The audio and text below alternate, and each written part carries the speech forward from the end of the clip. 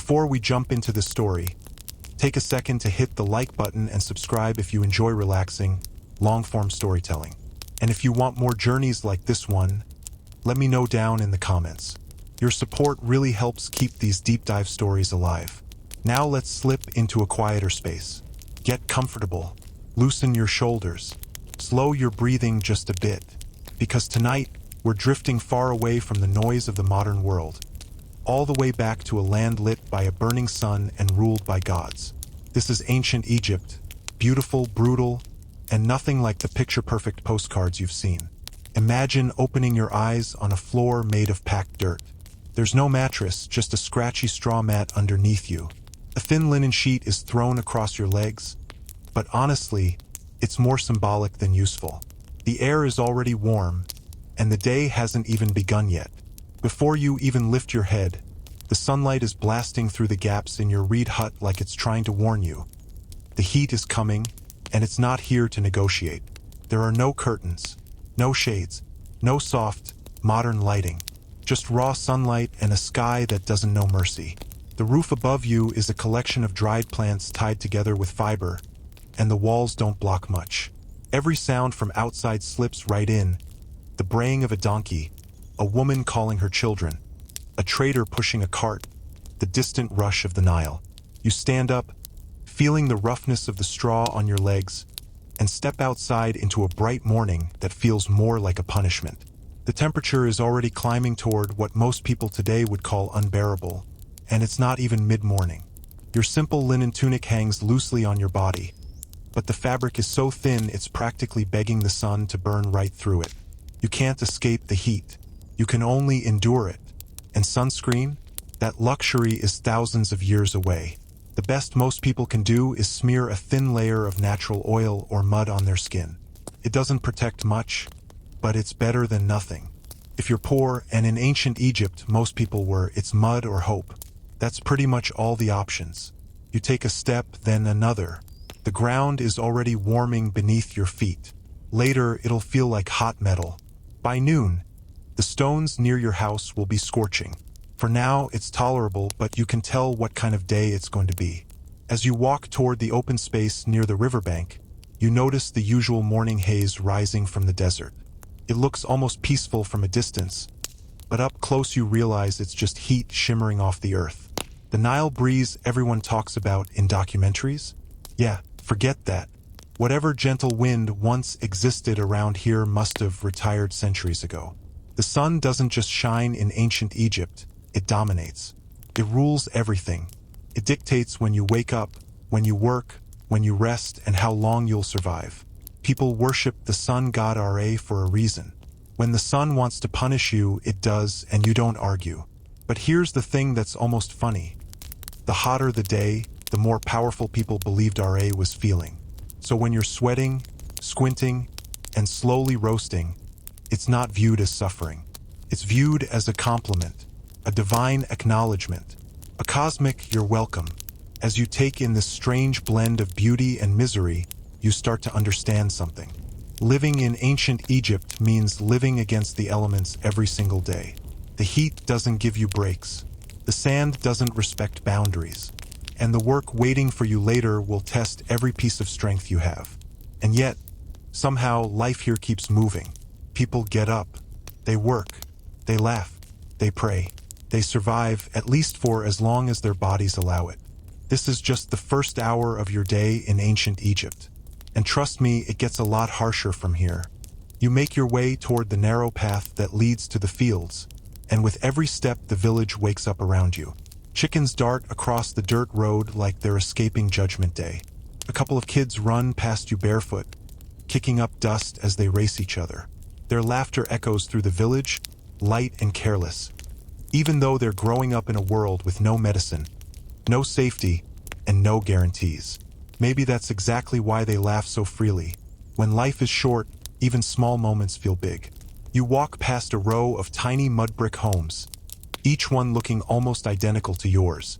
Some doors are covered with woven reed mats, some with nothing at all. A woman stands outside grinding grain with a stone, her arms moving in a steady rhythm she's repeated thousands of times. Her baby is tied to her hip with a faded cloth, sleeping peacefully as she works. The smell of freshly baked flatbread slips out from a nearby house, mixing with the dusty morning air. Your stomach growls a little. Breakfast in ancient Egypt isn't fancy, and it's definitely not Instagram material. Most mornings you get a piece of coarse bread, hard enough to break a tooth if you're not careful. Maybe dipped in a little oil or paired with a leftover onion. If you're lucky, that's it. If you're not lucky, it's just bread. And if it's a really bad week, you skip breakfast altogether. But food is fuel, and you're going to need every ounce of strength today. There's no such thing as taking it easy. No weekends, no paid breaks, no calling in sick. If your body is alive, you work. If your body refuses to work, your life is probably close to ending anyway. Before heading to the fields, you make your way to the Nile's edge. This river is the reason Egypt exists at all. Without it, the entire region would be just sand, heat, and impossible dreams. The Nile is everything: water, food, transportation, and the heartbeat of every life around you. You crouch down and splash some water on your face. It feels refreshing for a second, but the heat already creeping up reminds you that relief never lasts long here. People around you are filling jars, washing, rinsing clothes, or simply soaking their feet before the long day ahead. The river carries its own smell, a mix of mud, plants, and whatever animals have wandered into it. But to you, it smells like survival. As you stand up, you notice a group of men headed toward the fields. Most of them carry simple tools: wooden hoes, sickles with flint blades, baskets made from reeds. Nothing is metal unless someone is wealthy, and wealthy is a nearly mythical concept to people like you. Your tools are worn down, patched together, and used until they almost crumble because replacing them is expensive. You join the group and fall into the rhythm of their footsteps. Nobody wastes energy talking this early. They're saving their breath for the endless labor ahead. The sun is rising faster than you'd like, turning from soft gold to sharp white. You can already feel it pressing down, heavy, almost physical. There's no cloud cover, no shade, no break. As the fields come into view, you realize something modern people never really think about. Farming in ancient Egypt is a gamble. The Nile floods every year, but not always the same way. If the water doesn't rise enough, crops die. If it rises too much, fields drown, homes get damaged, and harvests vanish. Every season is a question mark, and no amount of prayer guarantees the answer. You see long stretches of farmland divided into uneven plots. Workers are already spread out, bending over the soil, planting, pulling weeds, preparing irrigation channels. The earth here looks dark and rich thanks to the last flood cycle, but don't be fooled. Working it is brutal. Your back will ache, your skin will burn, your hands will crack, and that's all before midday. As you step into your section of the field, you feel the scratchy ground beneath your feet. The soil may look soft, but it's stubborn and dry just a few inches down. You grab your wooden hoe and start working. The motion is simple but exhausting: lift, strike, drag, reset, over and over. No music, no machines, no distractions, just the sound of tools hitting earth and the quiet groans of tired bodies. Hours pass like this until you lose track of time. The sun is fully awake now, merciless and sharp. Sweat runs down your face, your arms, your back, your legs. It stings your eyes. Your linen tunic clings to your body, soaked and gritty with dust. You keep going because stopping isn't an option. Not here, not now. This is your life in ancient Egypt, and the day is far from over. You've been working in the fields for hours now, and the sun has climbed so high it feels like it's sitting directly on top of your shoulders. It's not just heat anymore, it's a weight.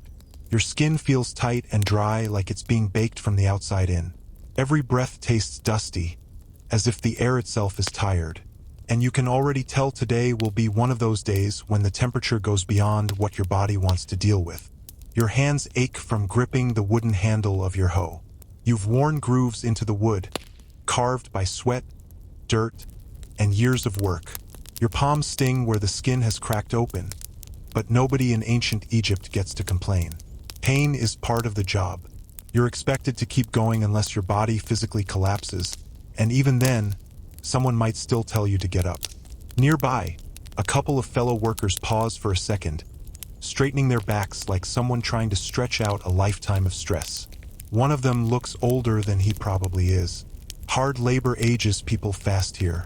Deep lines run across his face like dry riverbeds, and every movement he makes looks like it's costing him something.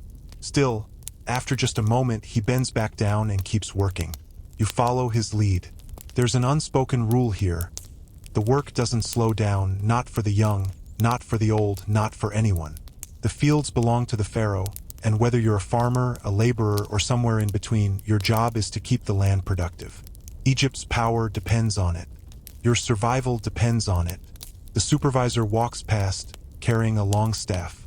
He's not cruel, but he's not gentle either. His job is simple. Make sure everyone keeps working. Make sure the quotas get met. Make sure the pharaoh's land stays rich. The staff isn't just for show. If someone slacks off too much, it becomes a reminder. A sharp one. You try not to look at it. At some point, you take a quick break to drink a little water from a clay jar. It's warm. Nothing cold exists here, but at least it helps your throat stop burning. You splash a little on your face, but it evaporates almost instantly. The sun doesn't allow water to linger. You glance around the fields and see women working too. They're clearing weeds, carrying heavy baskets, patching irrigation channels. Children help out as well, but their tasks are smaller. Gathering straw, chasing birds away from seeds, carrying small bundles. There's no such thing as a childhood free of responsibility. Everyone contributes. Everyone works. Somewhere in the distance, you hear the sound of animals. A mix of cattle, goats, and donkeys. They're essential to farming, but even they struggle in this heat. Their breaths come out heavy, and their skin twitches constantly as flies swarm around them. You've seen animals collapse from exhaustion, and when they do, it's a big problem. Replacing an animal is expensive. Replacing a person? Well, people have children. More workers grow up eventually. That's the harsh truth here. By midday, the sun becomes almost unbearable. It's bright to the point of being blinding. Your shadow shrinks under your feet until it's nothing more than a dark smudge. The breeze, if you could call it that, feels like someone is holding a hot oven door open in your face. Every now and then, you wipe sweat away, but it doesn't matter. It always comes back, mixed with dirt and grit. You keep working because that's the only option. The land may be harsh, but it's still better than some of the alternatives. You've heard stories of people working on massive construction sites, hauling stones for temples or tombs. At least in the fields, you're surrounded by open space and familiar faces. On construction sites, the work is even heavier, and the supervisors are far stricter. Suddenly, you hear shouting from the far end of the field. A young worker has fainted and collapsed into the dirt. Two older men rush over, lifting him by the arms. His face looks pale and dry, a sign of heat exhaustion. They get him to the shade of a nearby hut, if you can even call it shade, where someone splashes water on his face. He eventually stirs, dazed and confused. He's lucky. On hotter days, people don't wake back up. The supervisor watches, but he doesn't step in. He doesn't offer help. He's waiting. And sure enough, once the young man can sit up, the supervisor taps the ground with his staff, signaling him to return when he's able. Not fully recovered, just able. Because here, rest isn't measured by comfort. It's measured by necessity. You keep working, your muscles screaming in protest, but there's a strange rhythm to it all. The monotonous motion, the repetitive sounds, the heat humming in your ears. It's grueling, yes, but it's also the life you were born into.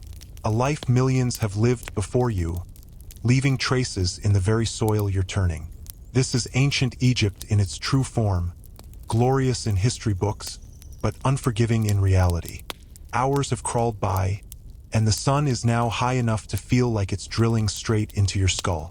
The air isn't just hot, it's thick. Every breath feels like you're inhaling from an oven. Even the insects seem slower, dragging themselves across the fields like they're exhausted too. This is the kind of heat that makes time stretch. Every minute feels like 5. Every task feels doubled. Your back aches from bending, your shoulders burn, and your arms feel heavy from the constant motion. Your tunic sticks to your body, caked with dust and sweat, and your hair feels gritty from all the dirt floating in the air. You wipe your forehead again, creating a smear of mud across your skin without meaning to. Then, finally, a small relief, the midday pause. It's not really a break in the way modern people think about breaks. There's no shade structure, no cool water, no place to sit comfortably. It's simply the moment when the sun becomes so brutal that continuing to work might kill someone, and even ancient Egyptians understood that pushing past that point was pointless. You and the other workers gather near a clump of palm trees by the edge of the fields. The shade is thin, patchy, and barely helpful, but it's better than standing under the open sky. Everyone settles onto the ground, exhausted, stretching out their cramped limbs. Lunch, if it can be called that, is simple. You take out a small piece of bread wrapped in cloth. It's rough, dense, and tastes a little sour from natural fermentation. Bread in ancient Egypt wasn't soft. It was tough, filled with bits of sand from the grinding stones. Eating it sometimes feels like chewing gravel, but it's the main source of calories for most people. Along with the bread, you might have a small onion or a handful of dates, but that depends on luck, the season, and whatever you manage to bring from home that morning. Some workers have beer, not modern beer, but a thick, gritty, almost porridge-like drink made from barley. It doesn't taste great, but it fills the stomach and gives a little energy. And because the water isn't always safe, beer is actually the more reliable choice. Even children drink it, though theirs is weaker. You chew slowly, letting the bland bread soften in your mouth. Around you, people talk in low voices. Some complain about the heat. Others talk about their families, their small hopes, the latest gossip in the village. Someone mentions a neighbor's child who's gotten sick with fever. Another worker mutters that the Nile's flood last season wasn't as high as predicted, and they worry about the next harvest. Life here is always a balancing act. Too little water, crops fail. Too much water, homes flood. Too much heat, people collapse. Too many insects, grain stores get ruined. Everything feels fragile. Everything depends on forces far beyond anyone's control. You glance toward the river. The shimmer rising from its surface makes it look like a mirage, something unreal and unreachable. And yet, it's the only reason any of this land is alive. Without the Nile, Egypt would be a desert wasteland. But even with the Nile, survival is never guaranteed. As you rest, the supervisor walks by again. He doesn't sit with the workers. He doesn't talk. He simply scans the group, counting heads, making sure no one has wandered off or collapsed out of sight. His presence is a constant reminder that this break won't last long. Soon the work will resume, and the fields will pull you back into their endless routine. A few minutes pass, maybe 20, maybe less. In ancient Egypt, you don't measure time with clocks. You measure it with the sun's angle, the length of shadows, the weight of heat on your body. Then the supervisor taps his staff against the ground. Break's over. The workers slowly rise, joints cracking, muscles stiff. No one argues. No one begs for a few more minutes. That isn't how things work here. You stand, wipe your dusty hands on your tunic, and head back to your plot of land. The afternoon shift begins. And somehow, the second half of the day always feels worse than the first. Your body is tired now. The heat is stronger. Your tools feel heavier. The sun slants just enough to throw longer shadows across the far edges of the fields. But where you're working, it still beats down without mercy. You fall back into the rhythm. Lift, strike, pull, reset. Each motion a small rebellion against exhaustion. Sometimes your mind drifts. You imagine cooler places, shaded temples, the river at sunset, anything to distract yourself. But reality always snaps you back. A clump of weeds, a buried stone, call from another worker. This world doesn't let you drift far. Hours pass like this. You don't track them. You just survive them. By late afternoon, your body is running on willpower alone. You're not the only one. Everyone around you is moving slower, breathing harder, fighting to stay focused. Finally, the shadows stretch long enough to signal something important. The workday is nearing its end. The sun finally begins to drift lower in the sky, shifting from a blinding white blaze to a softer, golden glow. It's still brutally hot, but the edge of its anger has faded. Your body feels heavy, every muscle weighed down from hours of work. Your steps drag. Your hands tremble slightly each time you grip your tool. The air has dried your throat until it feels raw.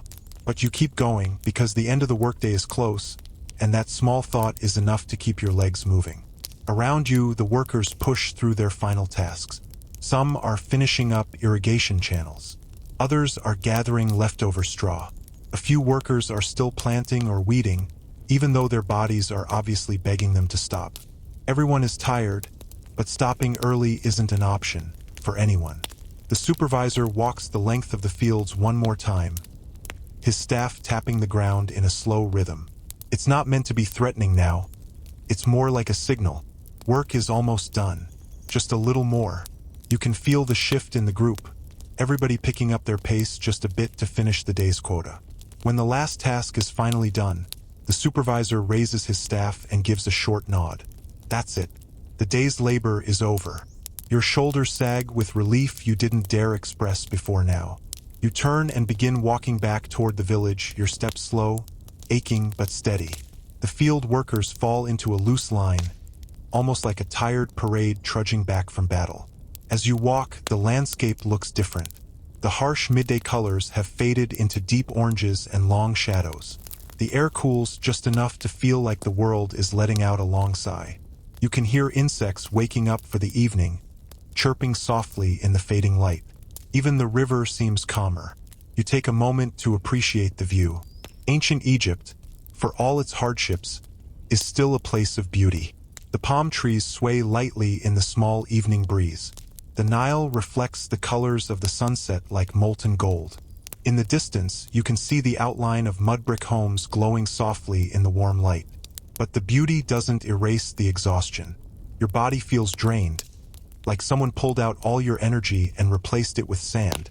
You long for rest, for food, for shade, for anything that isn't work. When you finally reach the edge of the village, you pass familiar scenes, the same ones you saw in the morning, but now bathed in gentler light.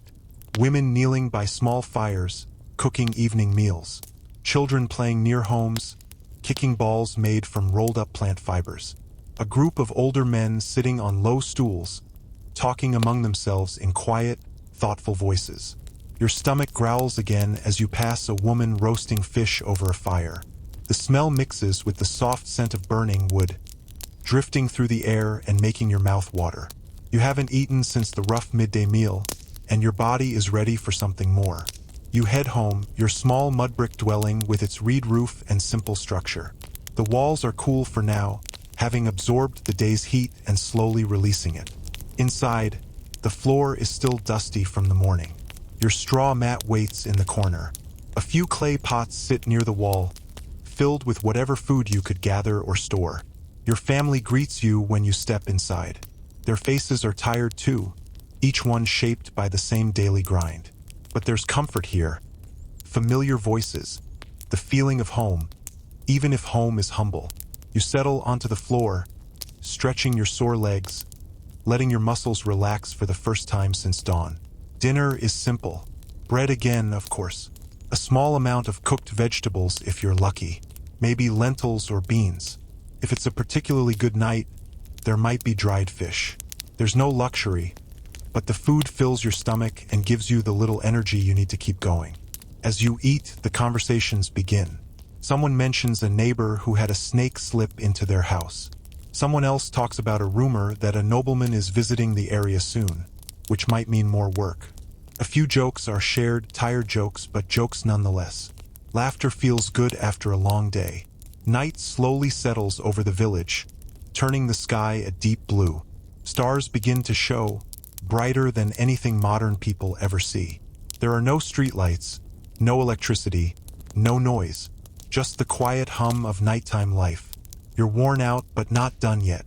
There are still small tasks to handle, repairing tools, helping your family with chores, maybe checking on your livestock if you have any. Work doesn't vanish when the sun sets. It just moves indoors. Eventually, though, the exhaustion becomes too much to ignore. Your eyes grow heavy. Your body sinks deeper into the mat. The heat of the day clings to your skin even as the air cools. You lie down and let the sounds of the night settle around you. Crickets, distant animals, the soft breeze rustling through the reeds. Tomorrow will be the same heat, the same labor, the same routine. But for now, the day is finally over. The sun is finally gone, sinking behind the horizon and leaving the land in deep, calm darkness. But darkness here doesn't feel empty the way modern people imagine it. It feels alive. The air changes.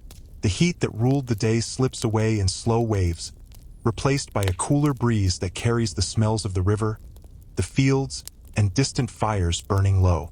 After an entire day under a scorching sky, the night feels like a soft exhale from the world itself.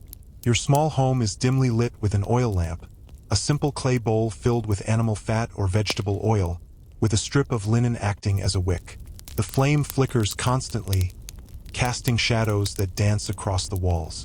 Electricity is thousands of years away. Your whole world is this tiny flame fighting against the dark. Your family is gathered around, each person finishing whatever task needs to be done before bed. Someone is cleaning a pot. Someone else is rolling up extra mats. Someone is weaving a basket or patching torn linen. Work doesn't stop. It simply changes shape. In ancient Egypt, every minute counts, day or night, because nothing comes easy. Outside, the village is settling in.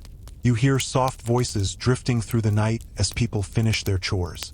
A baby cries for a moment before being soothed. Donkeys occasionally bray in the distance. Somewhere far off, a dog barks at something only it can sense. The nighttime choir of Egypt has begun. Eventually, your family finishes their tasks and prepares for sleep. There are no beds, no pillows, no blankets like modern ones. Just simple mats made of straw or reeds, sometimes topped with a thin piece of linen if you're fortunate. The ground underneath is uneven and firm, and you can feel it through the mat. But after a day like this, even the hardest floor feels like a gift. You stretch out on your mat, feeling the day's aches sink deeper into your muscles. Your legs throb from standing all day. Your shoulders burn. Your hands feel rough and tight from gripping tools.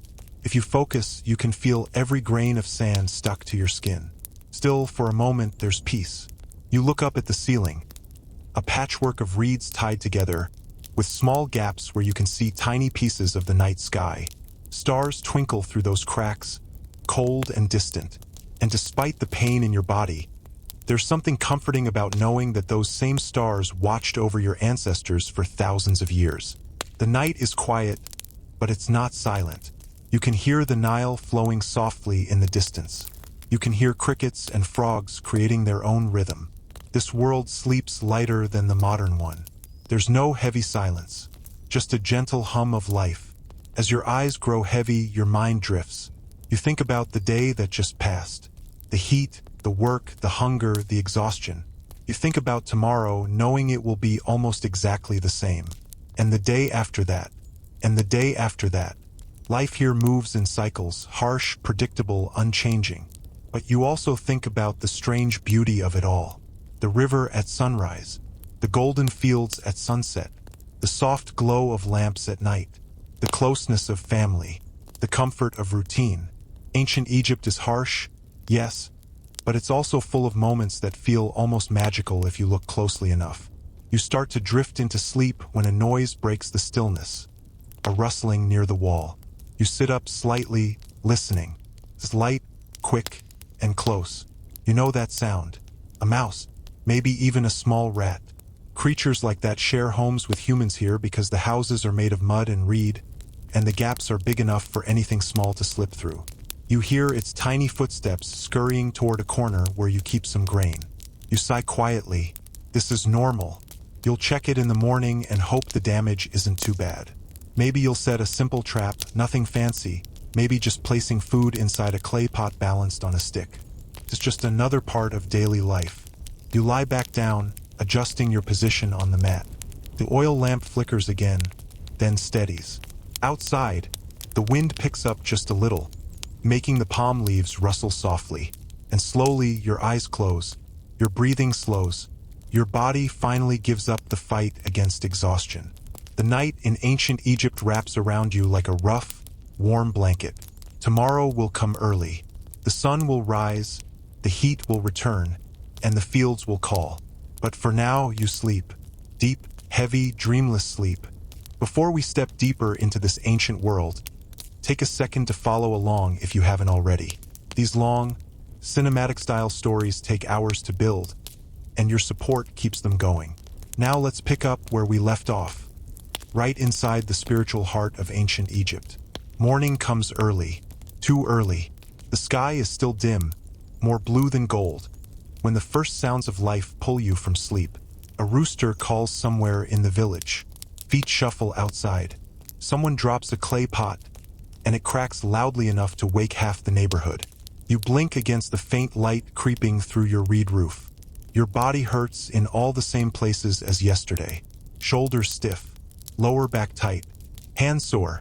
But before you even stand up, there's something else you have to do. Something every ancient Egyptian understands deep in their bones. You must acknowledge the gods. Not out of fear alone, although fear is part of it, but because to ancient Egyptians, the gods aren't distant beings sitting in some unreachable heaven. They're right here in the sunlight, in the river, in the wind, in the soil. They're woven into every place and every action. Life feels unstable in this world, so people cling to the idea that the gods are watching, guiding, influencing every step. You sit up on your mat and whisper a simple morning prayer. Nothing fancy, just a soft greeting to Ra, the sun god, as his first light rises. A quiet request for strength, health, and protection from harm. A hope that your work will be enough today, that your family will stay safe, that the sun will bless instead of punish. You're not alone in this. Throughout the village, similar whispers drift through the morning air. Everyone begins their day with a nod to the divine. It's part of life as natural as breathing. You step outside and see your neighbor making offerings near a small shrine built against the wall of his house. The shrine is simple. A tiny stone shelf with carvings of deities, a couple of dried flowers, maybe a piece of bread placed there overnight. He presses his forehead to the wall lightly before leaving for his work. Ancient Egypt is full of gods, hundreds of them, and you never know which one might be listening. Ra the sun, Osiris the afterlife, Isis the healer, Horus the protector, Thoth the keeper of knowledge, Anubis the guardian of the dead. You see them everywhere, carved into walls, painted in homes, etched onto pottery, worn as charms around people's necks. Some workers wear amulets shaped like tiny eyes, the Eye of Horus, believed to keep danger away. Others carry little clay statues of Bes, a funny-looking dwarf god who protects families. Even if you don't fully understand all the stories or rituals, you feel them. You live inside their world. As you begin your walk toward the fields again, you pass by a small temple at the far edge of the village. It's nothing monumental, just a local shrine. But for people here, it carries weight. A priest stands outside, his linen robes cleaner and finer than anything a farmer would ever own. His head is freshly shaved as a sign of purity. He's sweeping the temple steps, preparing for the morning rituals. The air around the temple smells different from the rest of the village. Faintly sweet, smoky, almost calming. Inside, workers light incense made from herbs, oils, and resins. The smoke curls upward like thin snakes, carrying prayers toward the gods. You stop briefly, placing your hand over your chest in respect. You don't enter, you don't have the status, and you're late for work anyway. But acknowledging the temple feels important, like checking in with the universe. As you move on, you think about the constant presence of death in this world. People don't live long in ancient Egypt. Disease, infections, injuries, there's always something threatening life. That's why the afterlife isn't just a belief. It's a necessity, comfort, hope. You've heard stories about the journey after death, your heart being weighed against the feather of truth, the jackal-headed Anubis guiding souls, monstrous creatures waiting to devour the unworthy. It's terrifying, but also strangely reassuring. It means death isn't the end. It's just another step. Back in the village, you see a small procession passing by. A family is taking offerings to a tomb, a basket of bread, onions, beer, and flowers. Paying respect to ancestors is as important as worshiping the gods. The dead aren't gone. They're still part of the family, watching, guiding, protecting, or defending against misfortune. As you walk, you realize something modern people often miss. Religion isn't just a part of Egyptian life, it is life. It doesn't sit on the side. It shapes everything. Every decision, every job, every meal, every hope, every fear. You whisper another quick prayer as the fields come into view. Not because someone told you to, but because, deep down, you want today to be just a little easier than yesterday. You want the gods to notice you, maybe even favor you just once. The sun climbs higher. The heat starts to build again. And with the gods on your mind, your workday begins. The morning heat is building again as you reach the fields. But before the real work begins, something catches your attention. A woman tied a small blue bead to her child's tunic. It's not decoration. It's protection. Ancient Egyptians believed the world is full of invisible dangers. Evil spirits, curses, wandering ghosts, bad omens, angry gods. Magic isn't entertainment here. It's survival. You see little signs of it everywhere once you know what to look for. Someone scratches a symbol into the dirt for good luck. Another worker murmurs a charm under his breath to stop illness. A woman wears a tiny clay figure of Tauret, the hippo goddess, to protect her unborn baby. These small acts aren't superstitions. They're woven into daily life. You move deeper into the field, your hands already gripping your tools, your muscles preparing for another long day. But unlike yesterday, the air feels different, heavy, almost tense. You notice a few workers glancing at the sky even though it's perfectly clear. Then someone mutters quietly, "A bad omen last night."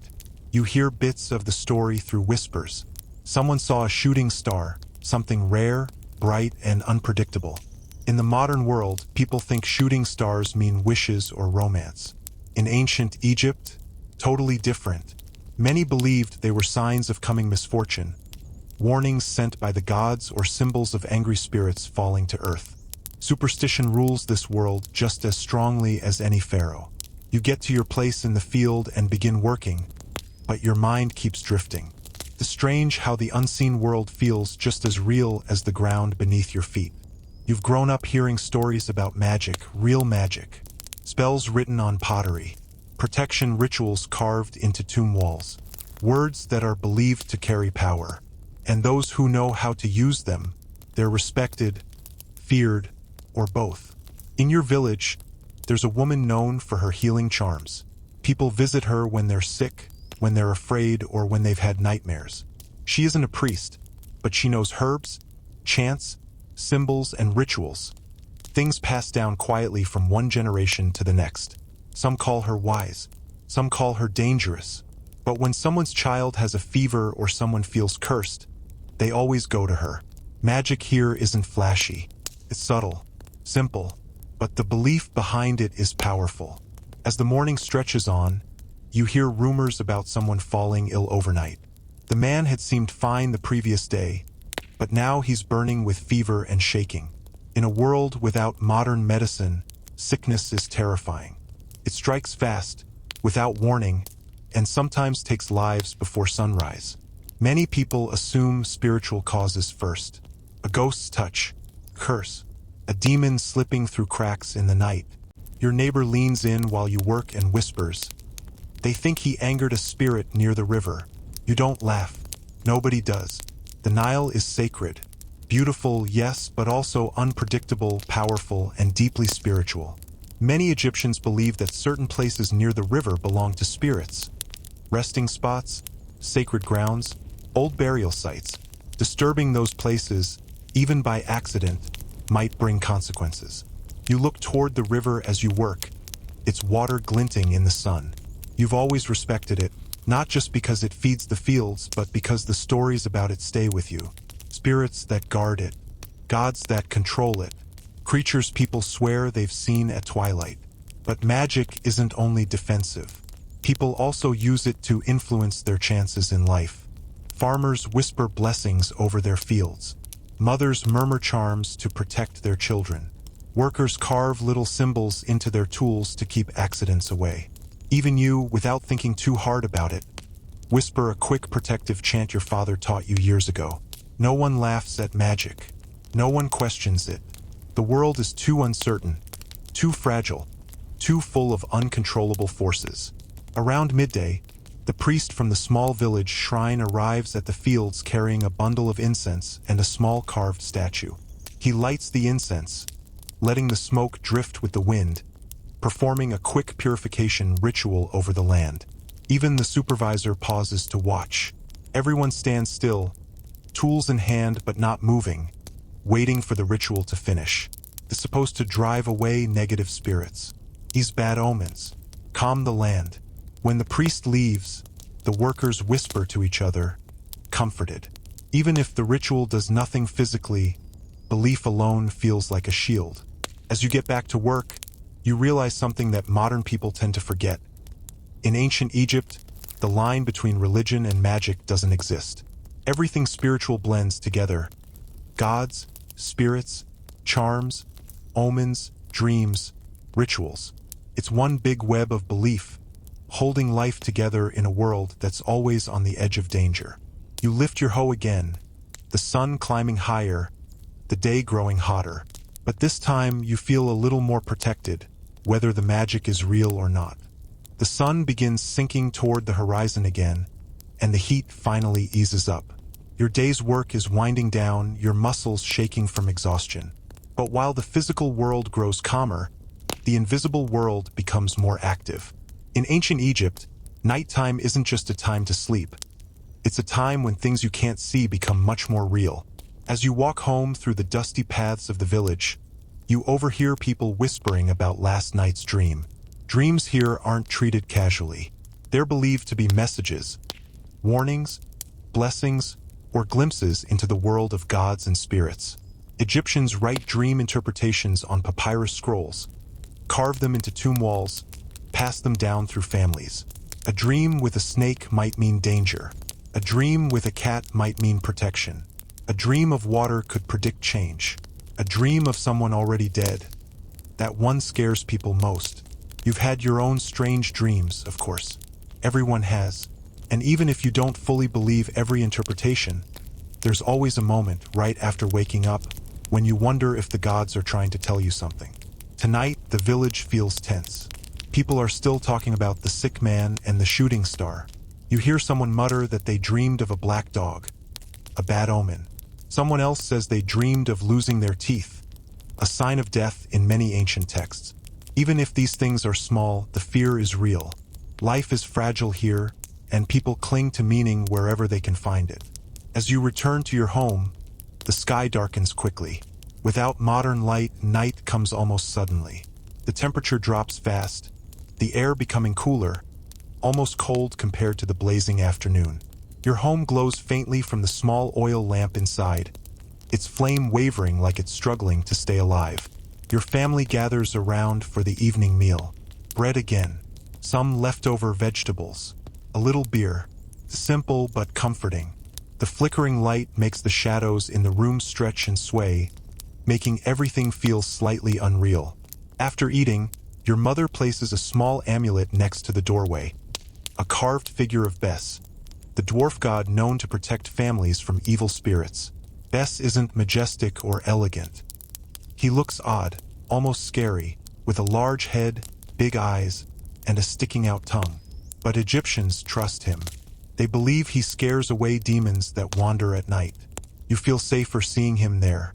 Even if it's just a small carved thing, the belief behind it makes it feel powerful. When the chores are done, you lie back on your mat, staring at the ceiling as you did the previous night. But tonight, your mind is more active. You can't shake the talk of dreams and omens. You hear a woman outside chanting softly, a lullaby mixed with a protective spell for her child. Somewhere else, a man burns herbs to cleanse his home. A few dogs bark aggressively in the distance, and your neighbor mutters that it means a spirit is passing by. The night in ancient Egypt isn't silent. Carries voices, whispers, magic. You close your eyes, trying to rest, but sleep doesn't come easily. Your mind drifts into that strange space between waking and dreaming, where everything feels sharper, louder. The creak of the roof sounds like footsteps. The wind outside feels like breathing. A distant owl hoots, and you tense up for a moment. Owls are considered bad omens here, messengers of death. You remind yourself it's just a bird. But belief is powerful, and fear lives in tiny cracks. Eventually, exhaustion wins. Your breathing slows, your muscles relax, and the world fades around you. Then the dreams come. You're walking along the river, the moon reflecting off the dark water. The air feels cold, too cold. The reeds sway even though there's no wind. You hear footsteps behind you, but when you turn, there's nobody there. You feel watched, followed. Guiding voices whisper your name from somewhere far away and too close at the same time. It's not a nightmare exactly, not yet, but it's unsettling, strange, full of symbols you know people will interpret differently in the morning. You wake suddenly, your heart pounding, the oil lamp flickering weakly beside you. The dream sticks to your mind like wet clay. You stare into the darkness, wondering if the gods were speaking, or if something else was. Night in ancient Egypt isn't peaceful. It's mysterious, sacred, a place where the seen and unseen blend together. You wake up at dawn again, still tired from the strange dream that clung to you like smoke. But before you can shake it off, you hear low voices outside, worried voices. A group of villagers has gathered near the home of the man who fell sick yesterday. You step closer, moving quietly, trying not to disturb anyone. Inside the dim house, the air is heavy with the smell of herbs and sweat. The sick man lies on a straw mat, shivering even though the morning air is warm. His breathing is shallow. His eyes flicker beneath half-closed lids. His family surrounds him, fear written openly on their faces. Here, sickness is more than a physical problem. It's a spiritual threat, a sign that someone has turned against you. It might be a ghost, curse, a god's displeasure, or simply the cruel randomness of nature in a world without medicine. There are no hospitals, no pharmacies, no trained doctors in your village. You rely on healers, people who mix herbs, recite spells, burn incense, and hope that the gods are listening. The healer from your village kneels beside the sick man now, crushing leaves into a paste, applying it to his chest, murmuring a chant that's been passed down for generations. You step back as someone whispers behind you, "He might not make it." No one argues. Illness here is brutal. Simple fevers kill. Infections kill. Bad water kills. A small cut, if it gets infected, can kill. Children die young. Adults rarely live past 40.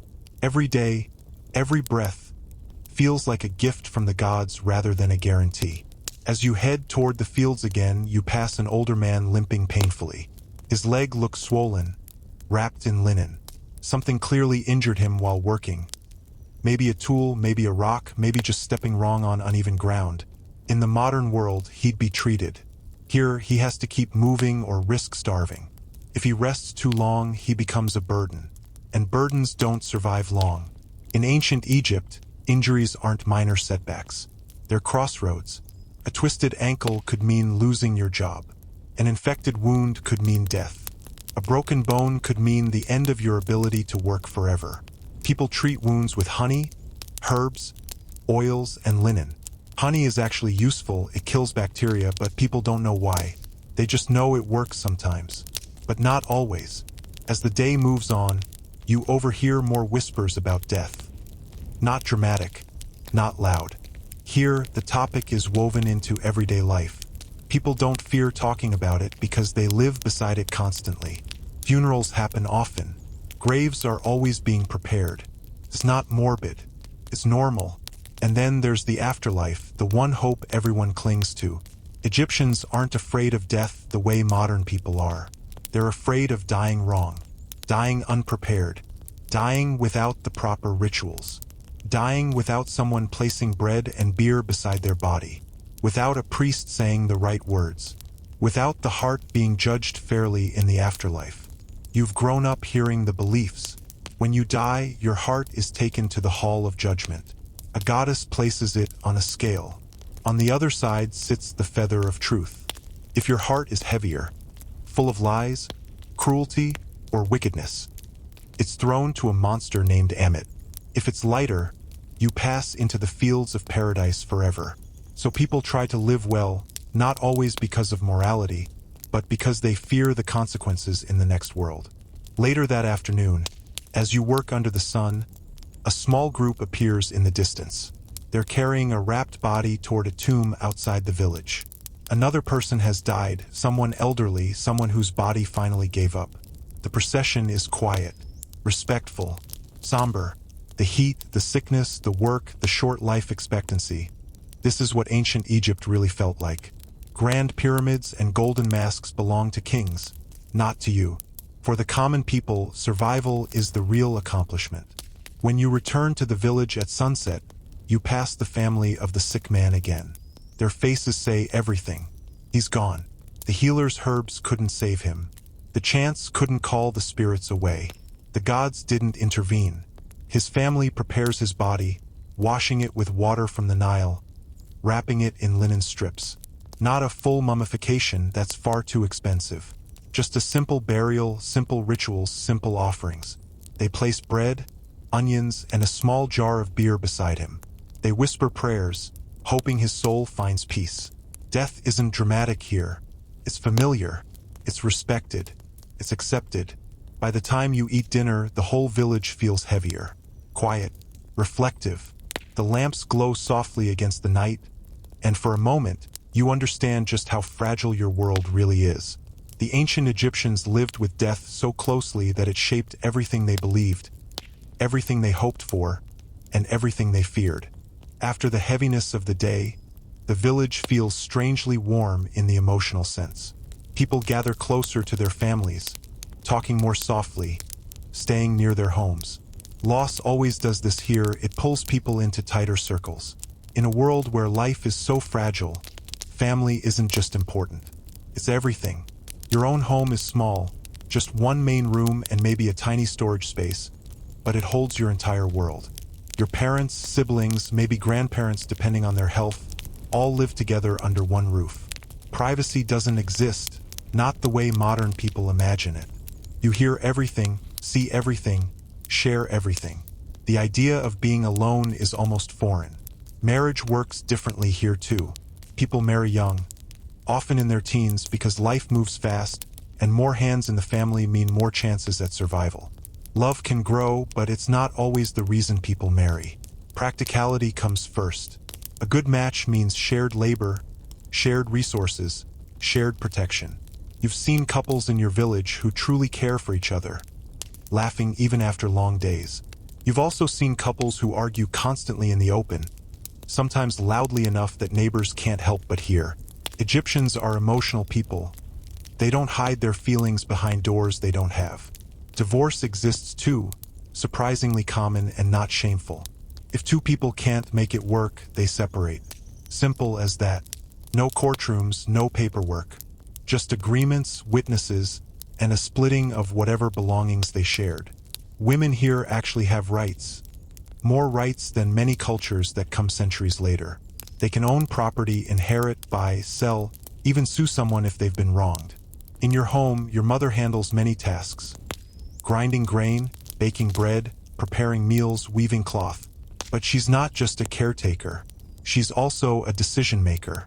In many households, women manage finances, trade goods, and run small businesses, selling bread, beer, linen, baskets, or pottery. Women in ancient Egypt carry heavy responsibilities and surprisingly strong influence. Children run everywhere. They don't go to school unless the family is wealthy enough to send them to be scribes. Most children learn by watching adults how to farm, how to cook, how to carry water, how to care for animals. They don't have toys the way modern kids do, but they make their own fun. Clay figurines, wooden animals, rough handmade balls. Their laughter is one of the few bright sounds that cuts through the hardship of daily life. Neighbors act like extended family. If someone is sick, others bring food. If a child is lost, everyone searches. If someone's house is damaged in a flood, people gather to rebuild it. Community here is survival. Everyone needs everyone. But that closeness also brings tension. Arguments flare quickly in a village where homes stand only a few feet apart and everyone hears everything. A borrowed tool not returned. a goat wandering into someone's garden, a misunderstanding about trade or water rights. Small conflicts grow quickly in a society that lives shoulder to shoulder. There are unspoken social rules everyone must follow. Don't insult someone's family. Don't curse someone's animals. Don't disrespect the gods in public. Don't cut in front of someone at the well. Don't speak badly about the dead. Respect the elders even if you disagree with them. People don't write these rules down, they feel them. They breathe them. Breaking them brings trouble, gossip, or even spiritual fear. Friendships are a different kind of treasure. When life is exhausting, having a friend to talk to after work is priceless. You walk together to the fields, share stories, joke about the supervisors, complain about the heat, celebrate small things. Egyptians enjoy humor. They tease each other, tell exaggerated stories, laugh loudly. Humor is survival too. At night, communities gather outside. Some families sit on the ground eating dates or lentils. Others light small fires to talk around. Someone might play a simple flute. Someone else might beat a rhythm on a pot or a drum. These moments bring the entire village closer. Inside your home, the conversations tonight are softer. People talk about the man who passed away, remembering him, wishing his soul a safe journey. A few neighbors stop by offering bread or help. The widow cries quietly, surrounded by women who comfort her. You realize how much life here depends on connection. Alone, no one survives long. Together, people endure. Before sleeping, you look around your small home. Poor, simple, but full of life. Every voice, every hand, every heartbeat matters. Family isn't just your support here. It's your anchor, your shield, your identity. The next morning begins like all the others. Early, warm, and noisy. But before heading out to the fields, your family has to eat something. Breakfast isn't a feast. It's more like fuel. You watch your mother tear pieces from a round, rough loaf of bread. Egyptian bread isn't the soft, fluffy stuff people eat today. It's dense, heavy, and often filled with tiny grains of sand from the grinding stones. You can feel it between your teeth sometimes, crunching like you're chewing the desert itself. Your father dips his piece into a bit of oil. Someone else bites into a raw onion, sharp, spicy, almost overwhelming. But onions are cheap, filling, and believed to keep people healthy, so Egyptians eat them constantly. For most families, breakfast is exactly this. Bread, maybe onions, maybe a few dates, maybe beer. Yes, beer. Not the bubbly drink modern people enjoy, but a thick, cloudy barley beer that tastes more like liquid bread. Because water isn't always clean, beer is safer.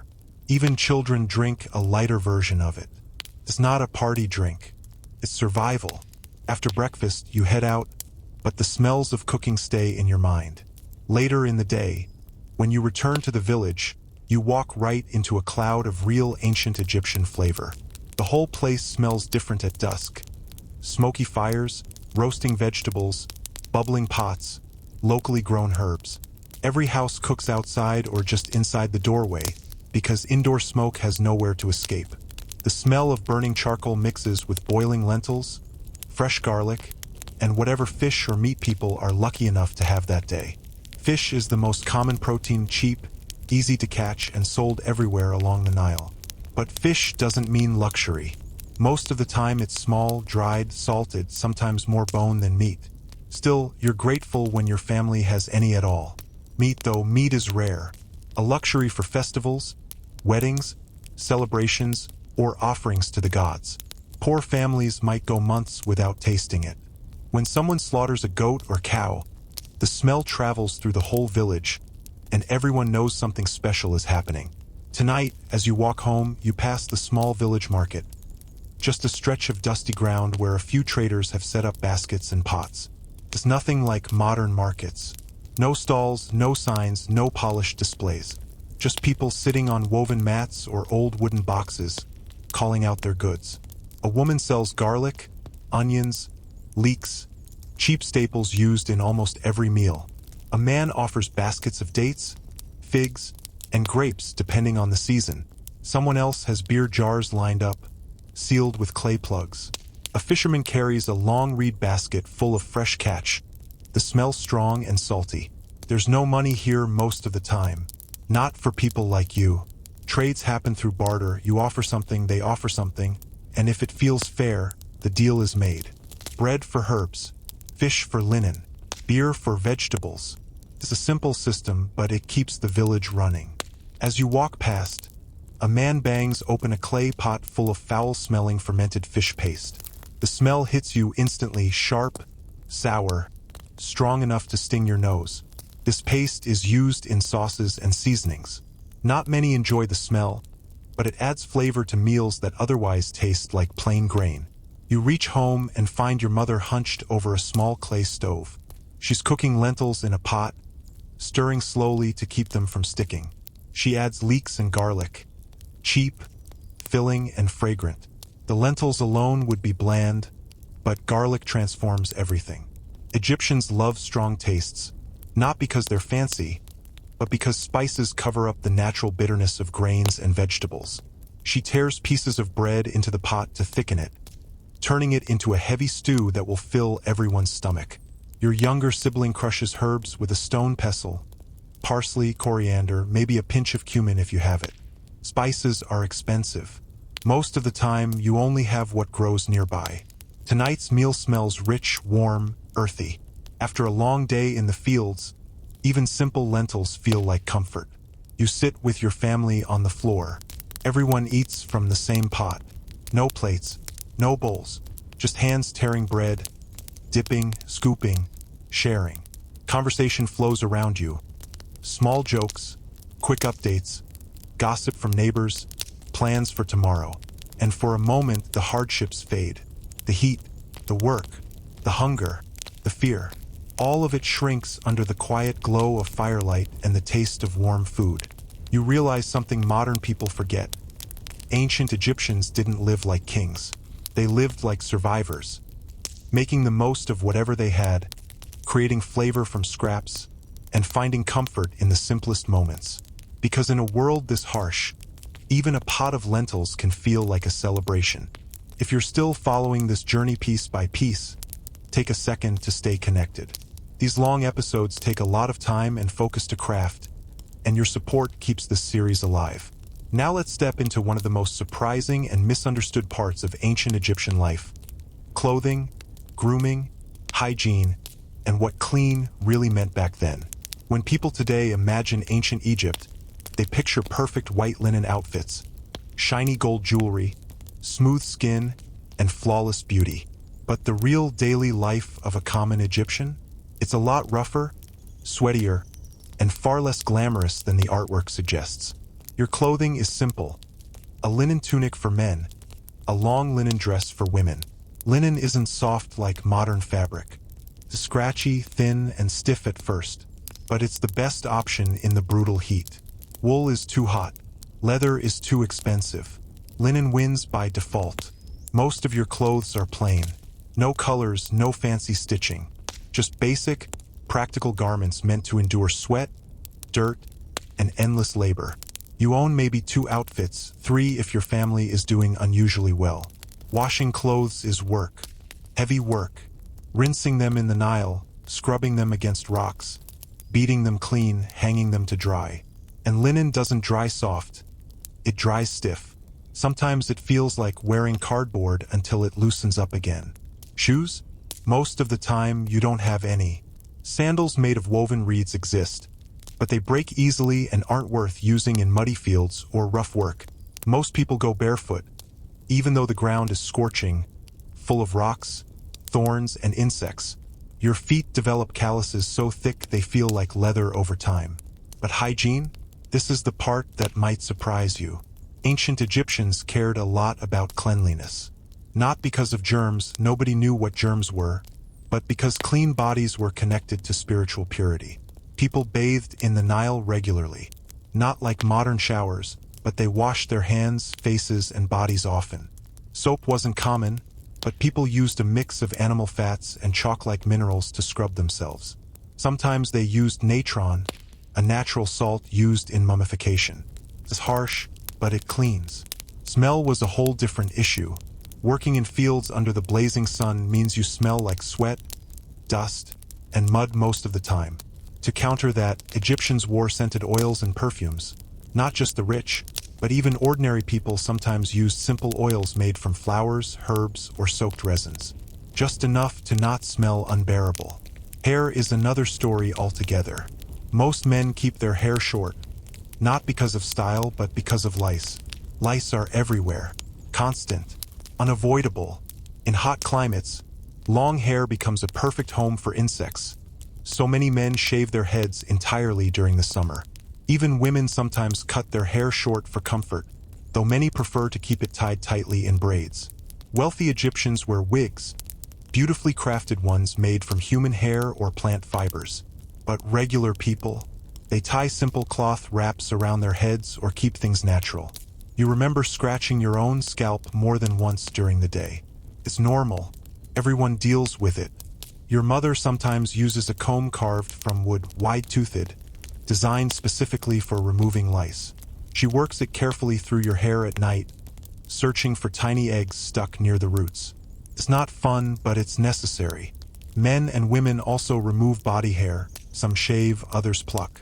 The idea of smooth skin is tied to purity and hygiene. Priests shave everything, even eyebrows, to stay clean for rituals. But for regular people, shaving tools are expensive, and shaving every day is impossible. Cosmetics play a huge role in daily life too. Not for beauty alone, though Egyptians did appreciate beauty, but for practical reasons. The dark kohl eyeliner people famously wore? It protected their eyes from sun glare and helped prevent infections from insects and dirt. Both men and women used it. It wasn't makeup. It was sunblock and medicine. Women paint their lips with red pigment made from minerals. Men apply scented oils to keep their skin from cracking in the sun. Children sometimes wear simple charms to keep them safe from sickness. You might think all this makes people clean, but the truth is, no matter how much you wash, the world around you is dusty, smoky, sweaty, and full of insects. Your clothes smell like the sun. Your hair smells like the Nile. Your skin always has a thin layer of dirt, no matter how many times you rinse it off. And yet, in their own way, ancient Egyptians are some of the cleanest people in the ancient world. They wash more than the Greeks and Romans. They care more about hygiene than most ancient cultures. They use oils, scrubs, perfumes, and tools to stay as fresh as possible in a land where the sun tries to melt you every day. That evening, as you wash up by the river, splashing water over aching arms and dust-covered legs, you feel a brief moment of peace. The Nile is cool, quiet, and calm. It doesn't wash everything away, but it helps. Tomorrow, your clothes will be dusty again. Your hair will itch. The heat will press down on you like a weight. But for a few minutes each night, standing by the water, you feel almost clean. When your workday ends, and the sun finally slips behind the horizon, life in the village shifts. Even though everyone is exhausted, the evenings are the closest thing to freedom you'll get. Ancient Egyptians work hard, but they also know how to unwind. Tonight, as you walk back from the fields, the air is cooler. You can hear laughter before you even reach the village. Kids are running in the dust, yelling, chasing each other between the small mud brick homes. Their joy is loud and chaotic, a kind of chaos parents don't stop because, honestly, seeing children laugh is one of the few pure pleasures in a place where life is unpredictable. You pass a group of boys playing Senet, the most famous board game in ancient Egypt. The board is long and rectangular with squares arranged in rows. No one knows the exact rules anymore in the modern world, but in your time, everyone understands it. It's part luck, part strategy, and part superstition. People believe the game symbolizes the journey through the afterlife, so winning feels like destiny smiling at you. A couple of kids play with carved wooden animals. A cow, a donkey, a cat. These aren't store-bought toys. They're made by hand, from scraps of wood, shaped with small knives, sometimes painted with leftover pigment. Simple but loved. Some adults gather for their own games, throwing sticks, tossing pebbles, small competitions meant to distract tired minds. Egyptians love competitive games, but no one takes them too seriously. It's more about bragging rights, laughter, and giving the brain a break from survival. Music fills the air too. Not organized, polished music with perfect instruments, just everyday people making sound. Someone beats a rhythm on a clay pot. Someone else taps dried reeds together. A woman nearby sings while grinding grain, her voice steady and emotional. Egyptians sing about everything: work, love, the gods, loss, hope. Their songs sound old even when they're new, carrying the weight of the land in every note. You hear a faint melody from a simple flute carved from hollow reeds. The sound is soft, airy, drifting like smoke. Kids sit around listening. Music here doesn't require a stage. Life is the stage. Then there's dancing, especially on special nights or during festivals. Egyptians love festivals. Honestly, festivals are the closest thing they have to vacations. The entire village comes alive. People dress in cleaner clothes. Traders bring food and drink. Drummers beat rhythms so intense you can feel them in your chest. Women dance in circles, moving their hips and hands gracefully. Men jump, spin, stomp, cheering each other on. Dancing is joy. Dancing is release. Dancing is a moment where nobody thinks about tomorrow's heat or yesterday's losses. Sometimes you even get storytellers, traveling performers who roam between villages sharing tales of gods, monsters, love, betrayal, and impossible journeys. They hold small crowds in silence with nothing but their voice and imagination. Egyptians adore stories. They're one of the few escapes from harsh reality. Even regular nights feel a bit like celebration. People laugh loudly, gossip freely, tease each other, flirt shamelessly, and enjoy companionship. Jokes are simple but effective. Sarcasm, exaggeration, playful insults. Egyptians have a sharp sense of humor, a necessary tool for survival. Your family spends your evenings talking quietly outside the home, sitting on woven mats or overturned clay pots. Your parents talk about crops and neighbors. Your siblings tell stories about friends. Someone always has a funny moment to share. A goat that ran off, a pot that exploded from too much heat, a neighbor who tripped over nothing. Small things that brighten a hard day. But not all entertainment is joyful. Some nights, people gather to watch religious rituals. Priests singing prayers, lighting incense, offering food to statues of the gods. These rituals are entertainment in their own way, full of meaning, drama, and mystery. They make you feel connected to something bigger than the daily grind. Tonight, after eating, you sit outside with your family. A neighbor plays a soft beat on a hand drum. Someone else hums along. Kids settle down slowly, tired from running. Adults start wrapping up conversations. There's a strange peace in these moments. Peace earned through sweat and shared through community. Even though life is harsh, the joy feels deeper because of it. Egyptians find fun wherever they can, because the alternative is sorrow, and sorrow is already a regular visitor. As you lie down later, listening to faint laughter drifting through the village, you realize something important. Joy here isn't a luxury. It's survival. Laughter, music, games.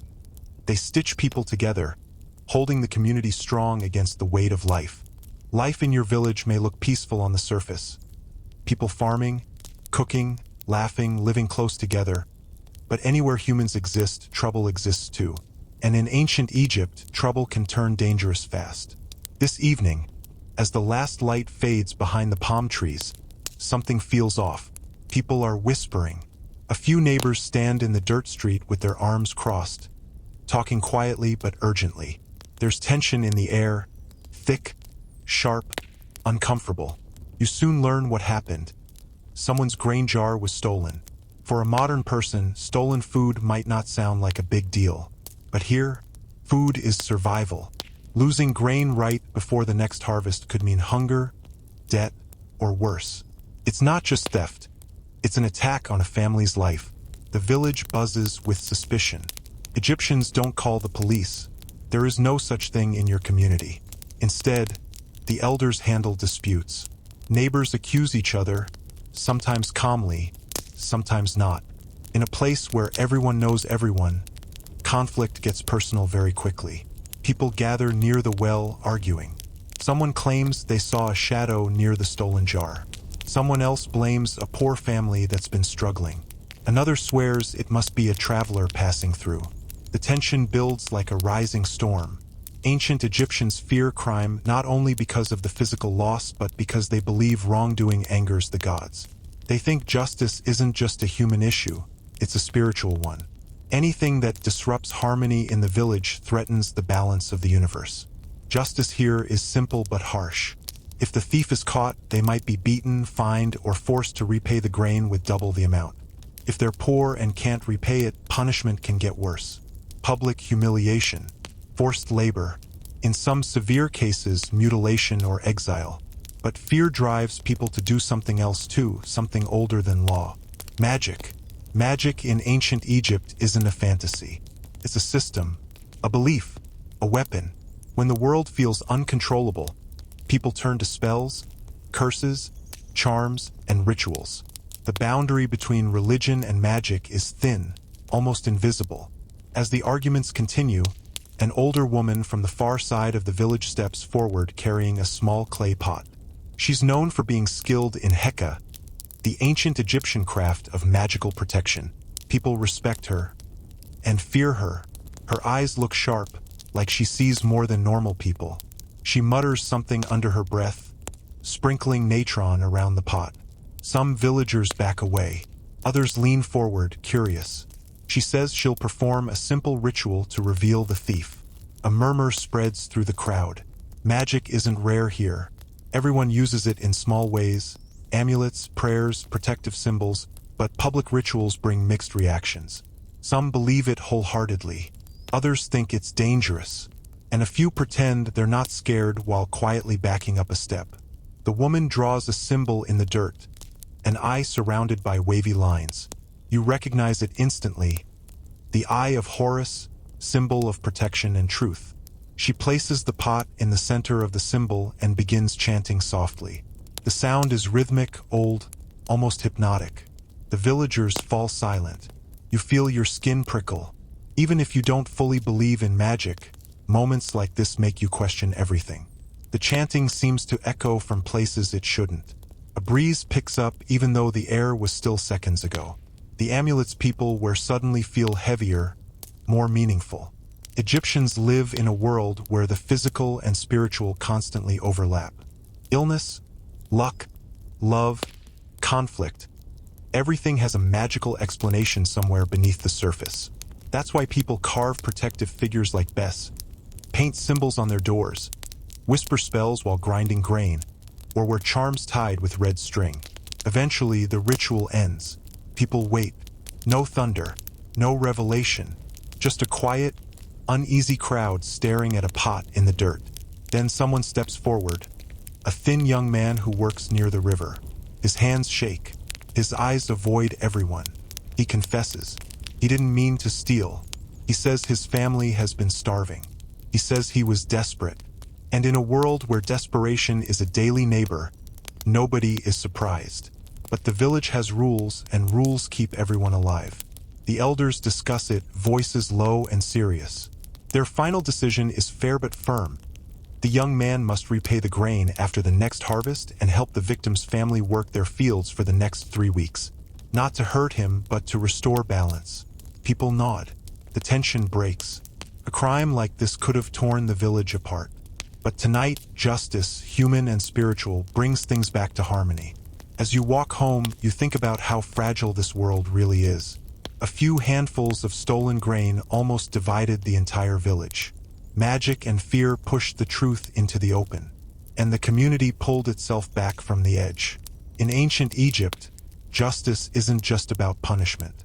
It's about restoring balance, keeping peace, protecting order, because without that, everything falls apart. The morning after the theft incident feels heavier than usual. When harmony breaks, even for a moment, people feel it deep in their bones.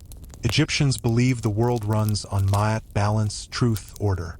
Anything that threatens that balance must be fixed quickly, or the gods might turn away. That's why today your village is heading toward the local temple. Temples in ancient Egypt are more than buildings. They're alive. They're the bridge between humans and gods. Even small village temples feel sacred the moment you step near them. The air grows quieter. People lower their voices. Dust seems to settle slower, like the world is pausing out of respect. Your village's temple isn't a massive stone giant like the ones in big cities. It's simpler, small, with painted walls, carved wooden doors, and a courtyard where offerings are left. Still, it's the most important place around. When crops fail, when sickness spreads, when children are born, when someone dies, everything connects back to this place. As you approach, you see priests moving around the courtyard, preparing the morning rituals. Priests aren't like modern religious leaders. They're part caretakers, part healers, part scribes, part scientists, part administrators. Their job is to maintain harmony between humans and gods. And they take their purity extremely seriously. Priests shave their entire bodies to stay clean. They bathe multiple times a day. They wear fresh linen, avoid certain foods, and follow incredibly strict routines. They aren't allowed to touch anything unclean before entering the inner rooms of the temple. Even a small mistake could be seen as disrespect toward the gods. This morning, one priest sweeps the ground with a bundle of palm reeds. Another prepares incense, sweet, warm-smelling resin that will fill the temple and invite the gods' attention. A younger priest carries jars of fresh water from the Nile, considered sacred and used for cleansing the statue of the god inside. Yes, the god. Inside the temple, deep in the inner chamber, stands a statue, beautiful, decorated, and treated like a living being. Ordinary villagers never get to see it. Only the high priest may enter the innermost sanctuary. To everyone else, it's a mystery. Every morning, the priests wake the god. They wash the statue, dress it in clean clothes, place fresh jewelry on it, and offer food, drink, and incense. These rituals aren't symbolic. They're real acts of care. Egyptians believe the gods actually consume the spiritual essence of the offerings. Offerings cover the courtyard today. Bread, vegetables, small fish, beer, flowers, oils, even little wooden figures. People bring whatever they can afford. Offering something means giving up a piece of yourself, your effort, your survival, and trusting the gods to return that kindness with protection. Your family places a small basket of grain, one you really can't spare but offer anyway. Everyone bows their heads as a priest blesses the basket. His voice is calm, deep, steady. It feels ancient, like the words existed before humans even learned to speak. The ceremony continues. Chants, incense, music played on simple flutes and sistrums, metal rattles that shimmer in the air. The sound feels almost hypnotic. You feel your body relax. The tension from last night fades a little. Temples also act as centers of knowledge. Priests write records, track harvests, study stars, store medical texts, and handle legal issues. In many ways, they run the country's entire brain. Your village priest might not be a high-ranking scholar, but he still knows more than most people here. People trust him for advice on everything: illness, disputes, dreams, omens. After the rituals, villagers gather to ask questions or seek help. One woman asks for a blessing for her sick child. A fisherman asks for protection from crocodiles. A newly married couple asks for fertility blessings. A farmer asks for rain. You hear the priest answering gently, patiently, as if he's carrying the weight of the whole village on his shoulders. You wander near a wall painted with scenes of gods: Isis, Osiris, Horus, Hathor, Anubis, and others. Their eyes feel like they're watching you, not in a frightening way, but like silent guardians. Egyptians don't fear their gods, they respect them. They believe the gods stay close, walking beside them through every hardship. And then the drums begin. A small ritual dance starts in the courtyard, a gesture of honor to the goddess Hathor. Women move in slow, graceful circles, shaking their sistrums, creating a soft, shimmering rhythm. The dance isn't for entertainment. It's for connection, a way to show gratitude and devotion. By the end of the visit, the entire village seems calmer. The fear from the theft, the tension, the suspicion, all of it softens under the weight of ritual and belief.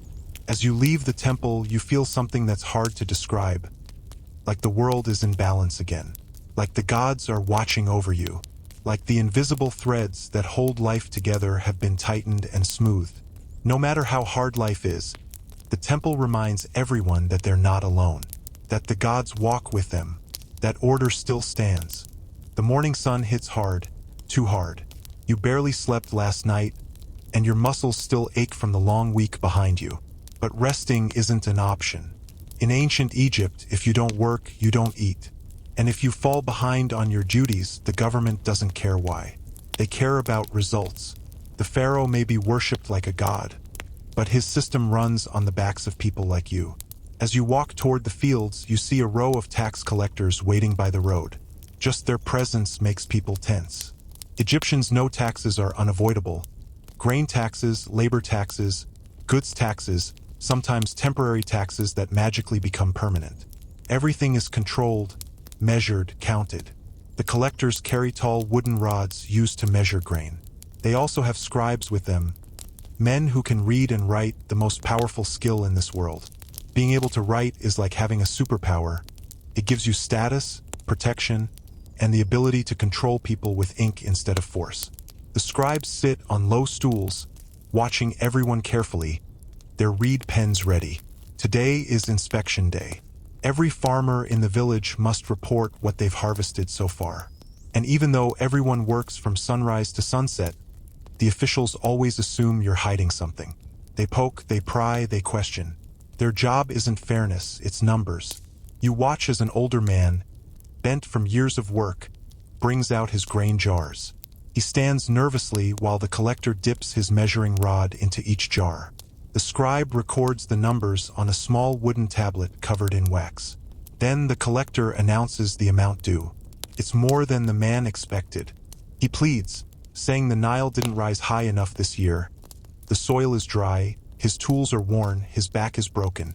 He asks for mercy, but mercy doesn't pay the government. The scribe barely looks up as he reminds the man that failure to meet the quota means punishment. Maybe more work on government projects. Maybe a fine. Maybe the loss of some livestock. Even jail if things get bad enough. You see the old man fall silent. His shoulders slump. He hands over more grain than he can afford. And just like that, his family's winter becomes harder. This is the reality everyone lives with. Work until you break. Then work a little more. Your own work isn't easy either. Farming under the Egyptian sun feels like torture some days. The heat doesn't just sit on your skin. It presses into your bones. You swing your hoe through stubborn soil. You carry heavy buckets of water. You cut wheat, pound grain, pull weeds, and chase pests. And all the while, supervisors walk around with sticks in hand, not to help, but to motivate. Some are fair. Some abuse their power. And everyone knows complaining is pointless. Corruption runs deep. If a supervisor doesn't like you, your life gets harder. More work, smaller portions of grain, harsher inspections, fines for things you didn't do. Power is everything here. If someone above you wants to make trouble, they can. You've seen friends falsely accused of losing tools they never had. You've seen workers blamed for weather problems. You've seen supervisors take extra food home under the excuse of official duties. Nobody says anything. Speaking up risks everything. And then there are the big government labor projects, the pharaoh's monuments, temples, canals, walls, and tombs. Every so often, supervisors announce that a rotation of villagers must go work for the state. That means leaving your home, traveling far, living in basic work camps, and spending weeks or months cutting stone, hauling blocks, mixing mortar, carving walls, or digging canals. You can't refuse. Refusing is like refusing the gods themselves. Even though these projects feed you while you're there, you still owe taxes at home. Your family must survive without your help. Your fields wait for no one. Sometimes you return home weaker than when you left. But the system isn't all cruelty.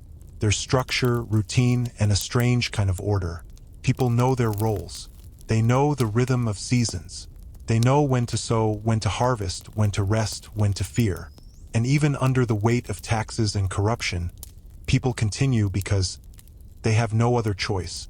The pharaoh is distant, almost mythical. But the officials beneath him, they're painfully real, painfully present. and painfully powerful. As the sun starts setting and you drag yourself back toward the village, you feel drained, physically and mentally. But you're not alone. Every villager walking beside you wears the same look.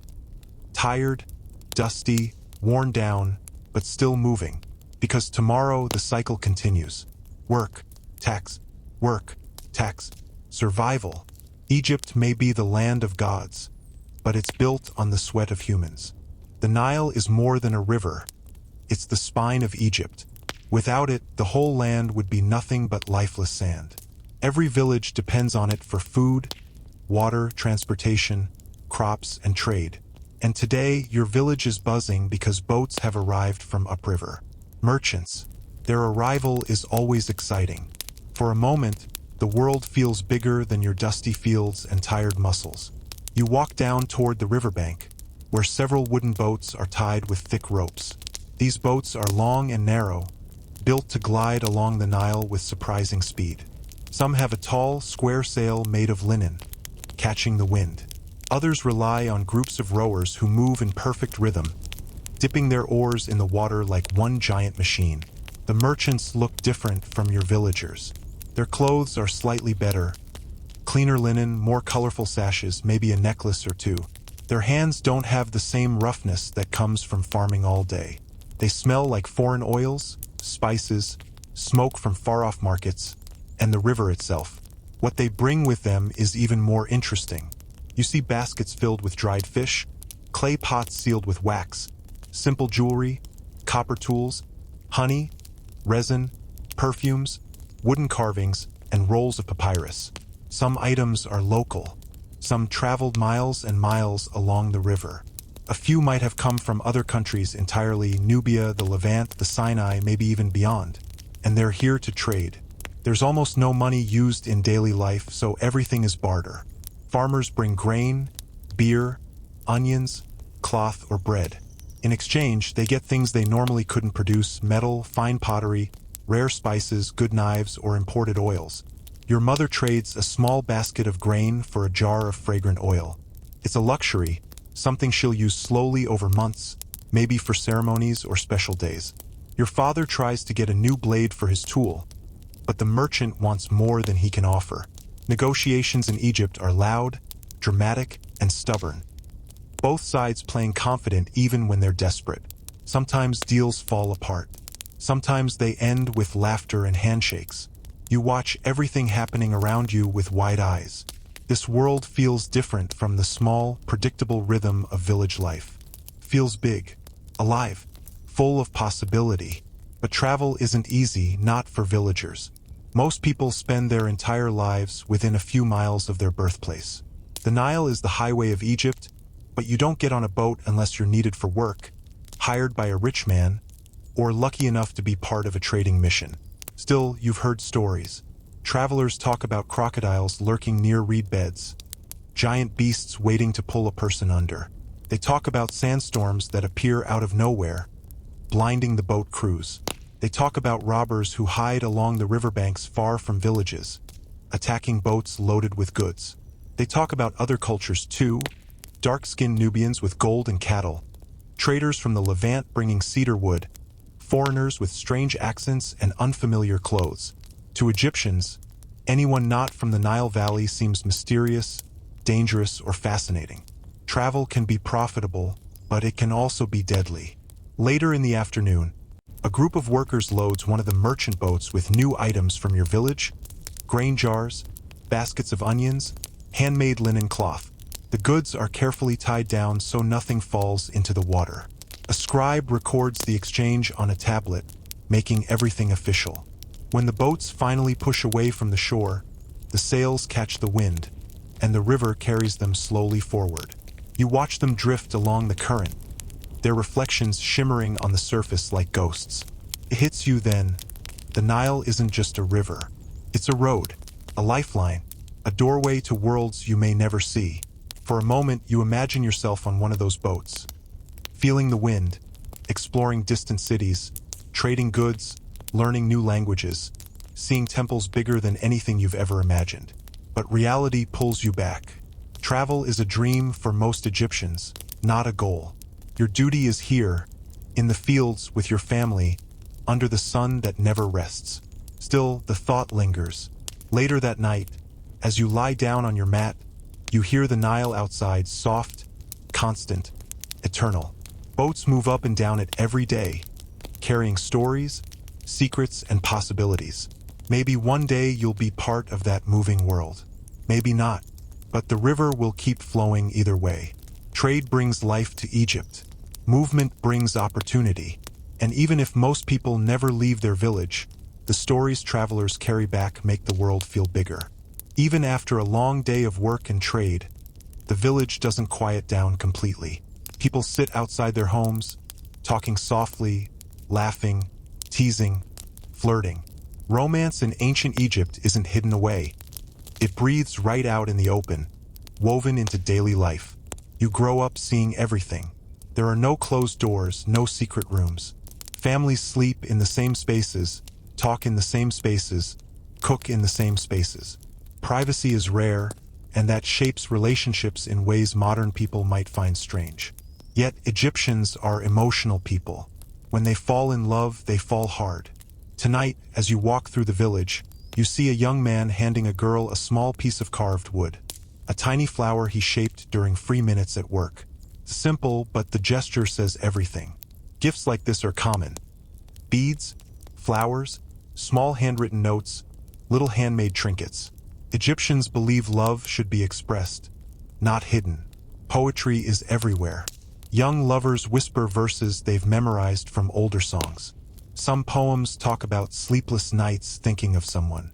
Others describe the beauty of a lover's hair, skin, or voice. Romance here isn't shy, it's proud.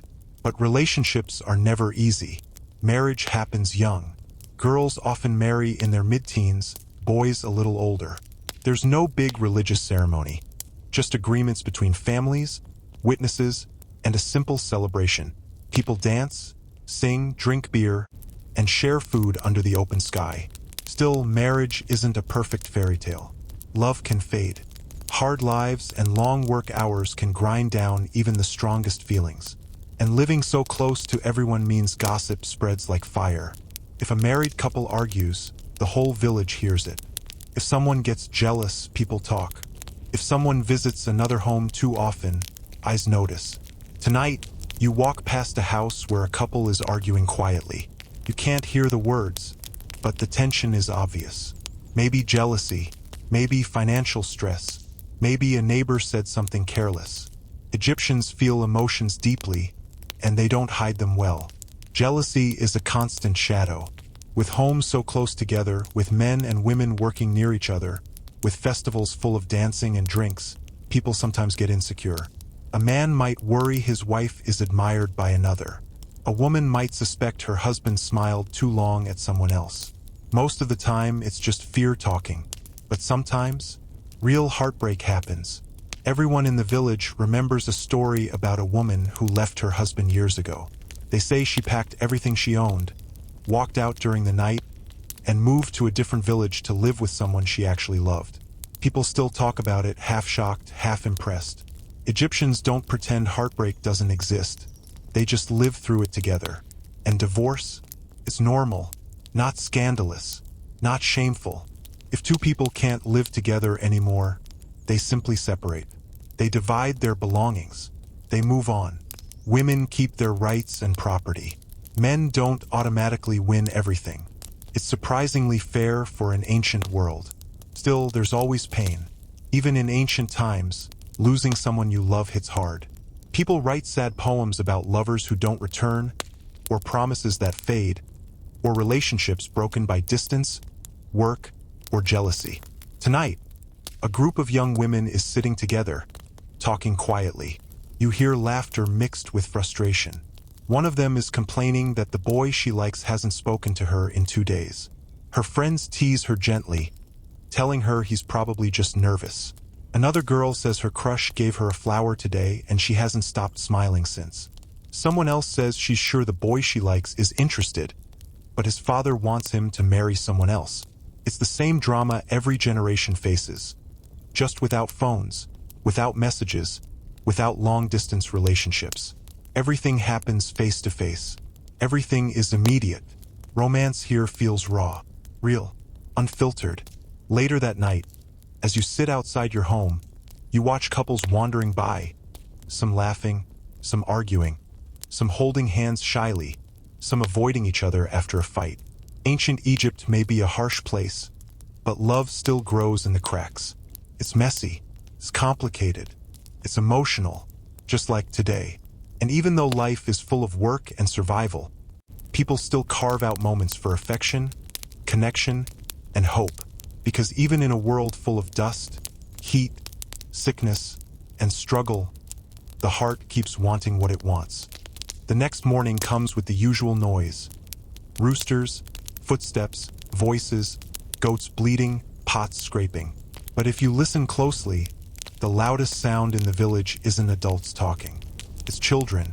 Kids run everywhere, barefoot, dusty, full of energy that grown people lost years ago. Childhood in ancient Egypt isn't soft, but it is lively. Kids don't get long carefree years like modern children do. They join adult life early, sometimes as young as 5 or 6. Even now, as you walk toward the well, you see small groups of children carrying jars of water. The jars are tiny compared to adult ones, but still heavy for their size. Their arms tremble as they walk, but this is normal. Kids help with everything: fetching water, grinding grain, collecting firewood, watching younger siblings, helping in the fields, feeding animals. Childhood is short, but not joyless. Kids laugh constantly. They joke, wrestle, chase each other, climb trees, dig in the dirt, splash in the Nile. They make toys out of anything. A piece of wood becomes a chariot. A clump of mud becomes a doll. A pile of sticks becomes a fort. Play is their school, and adults encourage it as long as work gets done too. Parents in Egypt love their kids fiercely, though they might not always show it in emotional ways modern people expect. Hugs aren't common. Sweet baby talk isn't normal. But parents protect their children in ways that matter, through food, care, amulets, rituals, and constant guidance. You notice a mother whispering a prayer over her baby as she places a charm around his neck. A tiny figure of Tauret, the hippo goddess who protects mothers and children. The charm isn't fancy, but it's powerful to her. She believes it keeps sickness away. Discipline is firm, not cruel but direct. If a kid misbehaves, they get scolded publicly, sometimes even swatted lightly with a reed stick. In a world this dangerous, obedience isn't about control, it's about survival. If a child wanders too close to the river, a crocodile could end their life in seconds. If they ignore instructions in the fields, they could get injured by tools or animals. Rules keep them alive. Still, kids find ways to test boundaries. You see a group of boys poking a stick into a clay jar, trying to pull out a hidden lizard. Their mother yells from across the courtyard for them to stop before they break the pot. They stop for now. Education is a different story. Most kids don't go to school. Only boys from wealthier or connected families learn to read and write. Girls almost never do unless their fathers are scribes. Becoming a scribe is like winning the ancient Egyptian lottery. It means stable work, good food, high status, and no field labor. Scribe school is strict. Teachers are demanding. Students spend long hours practicing symbols on broken pottery pieces. They memorize lists, copy texts, and learn math. Mistakes get corrected quickly, and sometimes painfully.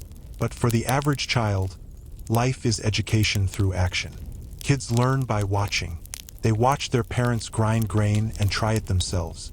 They watch fishermen pull nets from the water and try to copy with smaller nets. They watch farmers tie ropes, feed animals, cut wheat, dig canals. Learning is continuous, built into every moment of the day. By the time a child is 8 or 9, they're already doing real work. By 12 or 13, they're practically adults. But in between all the responsibilities, there's something beautiful: community. Kids don't grow up alone. Every adult feels responsible for every child. Neighbors discipline each other's kids. Older kids carry younger ones on their hips.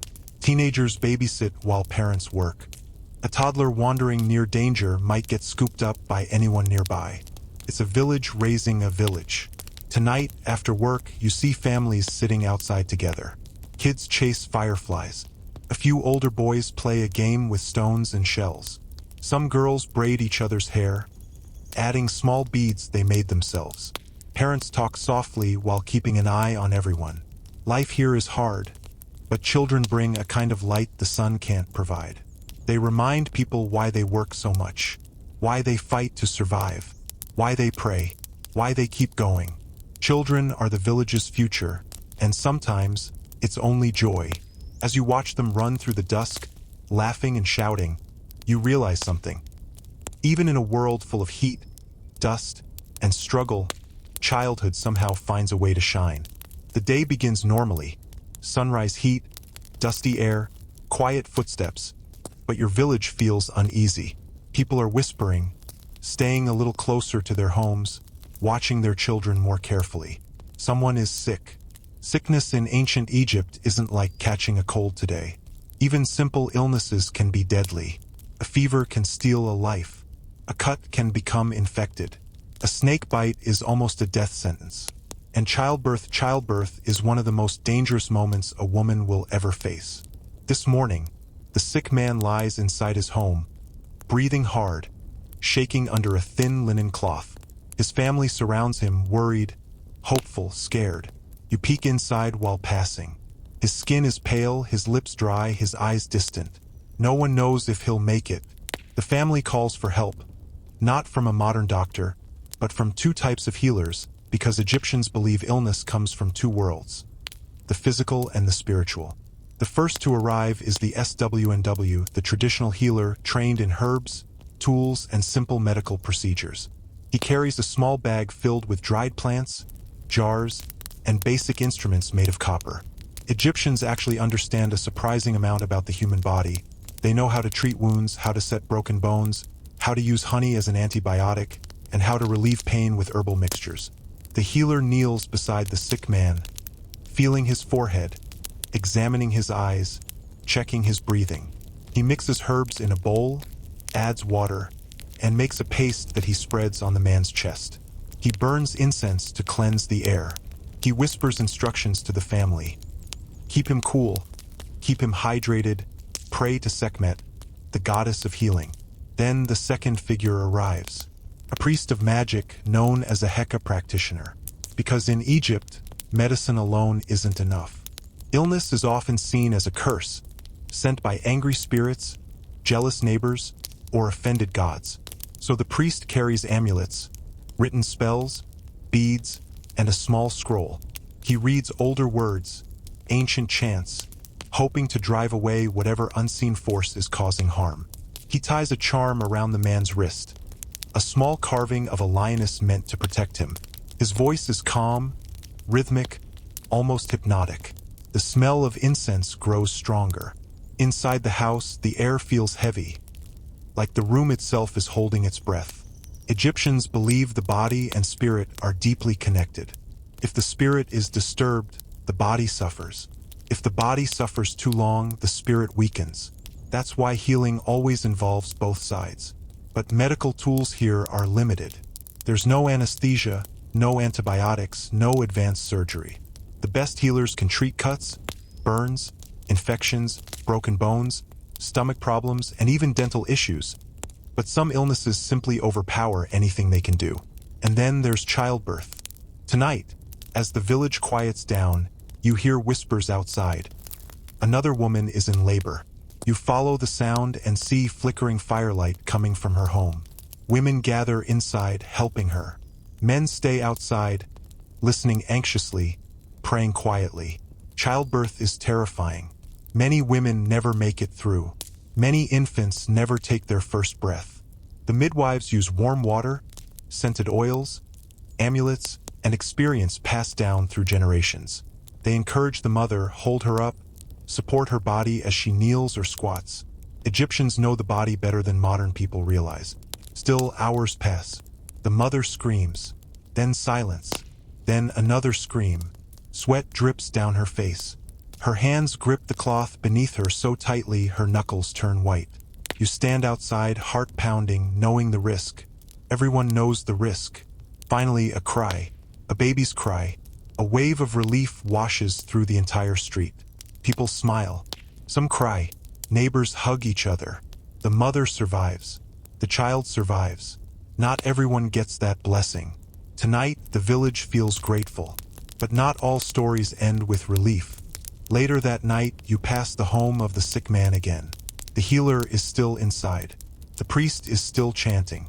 The family's eyes are tired. You see fear in their faces, real fear. In this world, life hangs by a thread. A simple infection, a fever, a bad wound, a wrong bite, or a curse can change everything. Egyptians fight sickness with everything they have.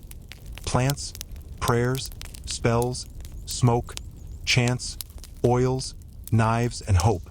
Sometimes the body wins. Sometimes the illness does.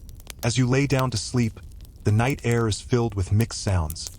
Children whispering, adults murmuring prayers, a distant baby crying softly, and somewhere far off, the low hum of a healer still working. Life in ancient Egypt is fragile. People know it. They feel it every day. That's why every healthy moment, every shared meal, every sunrise, and every new child feels like a miracle. Because here, survival isn't guaranteed. It's earned. The next morning arrives heavy, quiet in a way that tells you something is wrong before anyone speaks. As you step outside, the air feels colder than usual, even though the sun is already pushing down on the village. The sick man didn't make it. You hear the news whispered between homes, passed from one doorway to another. No shouting, no wailing at first, just a quiet sadness spreading like smoke. Death in ancient Egypt is personal. It's frightening, emotional, and yet strangely accepted. People know life is fragile here. One bad fever, one bite, one accident, one curse, one infection, and a family changes forever. By midday, the mourning begins. Neighbors gather around the grieving family. Crying isn't hidden. Egyptians express pain openly. The man's wife cries loudly, her voice shaking the walls. His children stand near her, holding onto each other. Women from surrounding homes kneel beside them, offering gentle words, covering the widow's shoulders with a cloth, supporting her as she falls to her knees. Death isn't just a loss. It's a wound the entire village feels. The process starts quickly. The Egyptians don't wait long to prepare a body. The heat is unforgiving, and funerary rituals are sacred. The body is washed carefully with water from the Nile. Not rushed, not sloppy. Every motion is respectful. A man's body is tended by men, a woman's by women. The washing is slow and gentle, like a final act of love. Perfumed oils are rubbed on the skin to protect it. Specific herbs are placed near the chest and head. The family whispers prayers to Anubis, the god who guides souls to the afterlife. Not every villager is mummified. True mummification is expensive, reserved mostly for nobles, priests, and the wealthy. But even ordinary people get simple, meaningful rituals. The family wraps the body in linen strips or sheets, ties protective amulets around the arms or neck, and places the person's favorite small items beside them, things they might need in the next world. A simple necklace, a wooden amulet, a carving of a god, a small jar of oil, a bead made by a child. These things matter. Egyptians believe death is not the end. It's a doorway. The afterlife, the field of reeds, is a perfect version of life on earth. No sickness, no hunger, no fear, just peace, family, and endless sunlight. But to reach that world, the soul must make a journey. The funeral procession begins. Men lift the wrapped body onto a stretcher made of wood and woven fabric. The family follows behind. The widow cries loudly, her grief echoing across the village. Children walk silently, looking lost, unsure how to process what's happening. Villagers join in too. Some don't know the man well, but that doesn't matter. In Egypt, a funeral is a community duty. Everyone shows respect. As the procession moves, a priest walks ahead, burning incense. The smoke trails upward, curling in the hot air like a whisper to the gods. He chants softly, words meant to guide the soul safely, protect it, and keep evil spirits away. Your throat tightens as you follow. Even if you weren't close to the man, seeing someone carried away like this hits you deep. You feel the fragility of your own life. You feel the weight of every breath, every moment. The burial site is just outside the village, a small grave dug into the ground. Not a pyramid, not a stone tomb, just a simple, humble resting place. Families decorate graves with pottery, small statues, flowers, bits of food, and simple offerings. They believe these gifts help the soul transition peacefully. The priest says final prayers. The family places last offerings. The body is lowered carefully into the earth. Then the moment everyone dreads, the covering of the grave. Each person takes a handful of dirt and tosses it onto the body. A final act of goodbye. The widow sobs uncontrollably. Her daughters cling to her. Neighbors hold her up so she doesn't collapse. The priest finishes the last blessing, drawing a protective symbol over the grave. It's done. The man is gone from this world. But in the Egyptian mind, he isn't gone forever. His soul is beginning its journey. Tonight, they believe he'll stand before Osiris, where his heart will be weighed against the feather of Ma'at. If his heart is light, free of wrongdoing, he will pass. If his heart is heavy, full of guilt, the soul is lost. People return home slowly, quietly. The air stays heavy even after the crowd breaks apart. Death changes the rhythm of the village for days. Conversations become softer. Movement becomes slower. Grief lingers like dust on every doorstep. But life continues. It has to. The fields won't wait. The sun won't pause. People mourn, support each other, and then return to the endless work of survival. Tonight, as you lie down, you think about the man's family. You think about how fragile this world is. You think about your own loved ones, your own future, your own fears. In ancient Egypt, death is never far, but neither is hope. The belief in the afterlife gives people strength to face the harshness of today. If you're still with me on this long journey, take a moment to stay connected. These deep, cinematic episodes take real time and focus to build, and your support keeps the entire series alive. Now let's step into a place every ancient Egyptian fears, hopes for, and talks about their entire life. The afterlife, the soul's journey, the weighing of the heart, and the eternal world they believe waits beyond death. The funeral has ended, but the man's journey is only beginning. Egyptians believe a human isn't just a body. They are a collection of different spiritual pieces, each one with its own role. There's the Ka, the life force, the Ba, the personality, the spirit that can move freely, the Ak, the transformed soul that becomes one with the afterlife, and the Ren, the name, your identity. If your name is forgotten, your soul weakens. To Egyptians, death isn't a final moment. It's a transition, a doorway, a test. That night, after the burial, the village grows quiet. Even the river sounds softer, almost respectful. People whisper prayers for the man's safe passage. Children sleep closer to their parents. The widow lights a small oil lamp outside her door, believing the flame helps her husband's spirit find his way. You lie awake on your mat, eyes drifting to the dark ceiling, imagining the journey ahead of him. According to Egyptian belief, the soul first wakes up confused, still close to the body, unsure of what happened. Then it begins the dangerous trip through the Duat, the underworld. This place isn't like the modern idea of hell. It's a long, complicated landscape filled with rivers, gates, guardians, and challenges. Some parts are peaceful. Some are terrifying. Some are tests of courage. Some require secret knowledge, spells, or help from gods.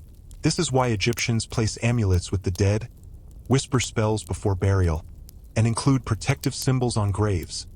They want the soul to have everything it needs to survive the journey. In the Duat, the soul may face creatures with human bodies and animal heads, snakes made of fire, giant birds with iron claws, lakes of darkness, gates guarded by spirits who ask riddles, demons that test a person's morality. But the soul isn't alone. The god Anubis guides it. His calm presence keeps evil away. He watches over the spirit like a shepherd leading someone through a dangerous desert at night. Eventually, the soul reaches the most important place in the entire afterlife, the Hall of Two Truths. This is where the weighing of the heart takes place. The room is massive, silent, glowing with otherworldly light. Statues of gods stand like shadows. Hieroglyphs shimmer on the walls. And at the center sits Osiris, the god of the dead, the king of the afterlife. Before him stands a scale. On one side, the heart of the dead. On the other, the feather of Ma'at, truth, justice, balance. The idea is simple but terrifying. If your heart is light, free from lies and cruelty, it balances with the feather. If your heart is heavy, burdened by guilt, wrongdoing, selfishness, it tips downward. The soul must recite the negative confessions, a long list of things they claim they never did. I have not stolen. I have not lied. I have not caused pain. I have not cursed the gods. I have not taken food from the hungry. I have not spoken evil falsely. It's not really about perfection.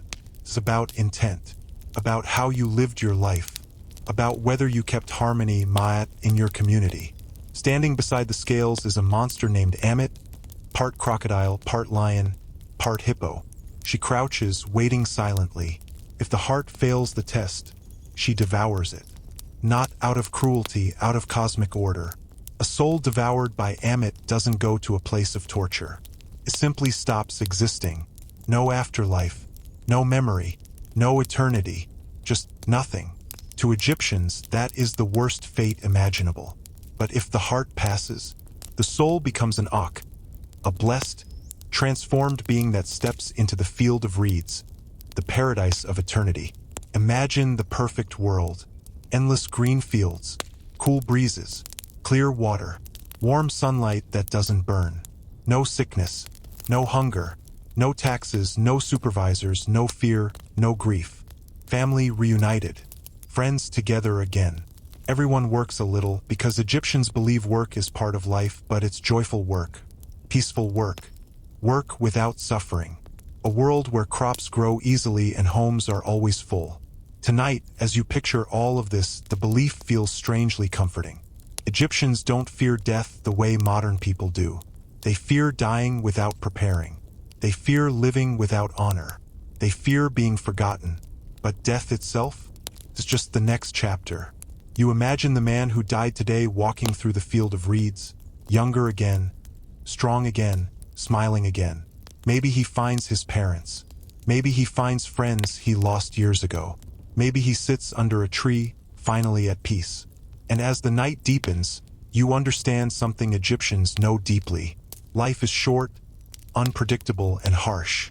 But eternity, if you deserve it, is beautiful. The day after the funeral, the village feels strangely quiet. People move slower, speak softer, and look at the sky a little more often. When death touches a community, Egyptians don't just look at what happened. They look for why it happened. Not in a medical sense, but in a cosmic one. To Egyptians, the world is full of signs. Every sound, dream, shadow, animal, storm, and star carries a message. The universe isn't silent. It talks constantly. You just have to know how to listen. Tonight, as you walk toward the river to fill a jar of water, you hear two older women whispering about a strange dream one of them had. In her dream, she saw a falcon flying in circles above the village. To her, that's a sign from Horus, the god of kings and protection. She believes it means something important is coming, but she doesn't know if it's good or bad. Dreams, for Egyptians, aren't random. They're windows, warnings, blessings, clues. Some people even keep dream books, long lists that explain what different dreams mean. Dream about falling? That means the gods are warning you about a mistake. Dream about water rising? A big change is coming. Dream about a dead person speaking? Listen carefully, the message is important. Dream about losing teeth? Someone in the village might die soon. Dream about a snake? Danger or betrayal is close. Even children understand this language. They wake up in the middle of the night, run to their parents, and whisper what they saw. Parents don't dismiss it. They take it seriously, sometimes too seriously. Omens don't just come at night, they're everywhere. A bird landing on the roof, a clay pot breaking on its own, a gust of wind during a ritual, a strange shadow near the doorway, a goat acting unusual, a dog howling at night, a shooting star crossing the sky. These things are more than coincidences. They're warnings or blessings depending on when and how they happen. Even today, you see villagers reacting to simple moments like their messages. A man drops his reed pen while writing. He stops immediately, closes his eyes, and mutters a prayer. A woman sees a black cat near her gate. She steps back, makes a protective gesture, and spits lightly on the ground to chase bad spirits away. Two men working in the field notice a hawk circling overhead.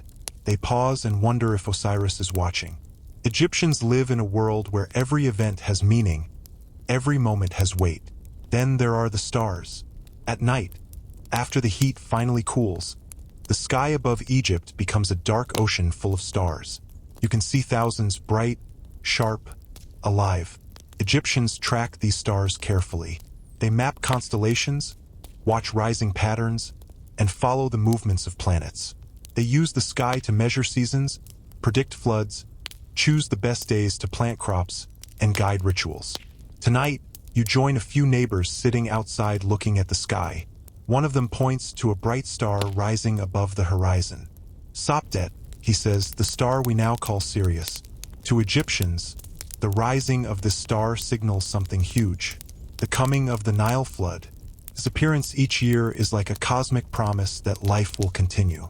Farmers pay closer attention to that one star than to anything the government announces.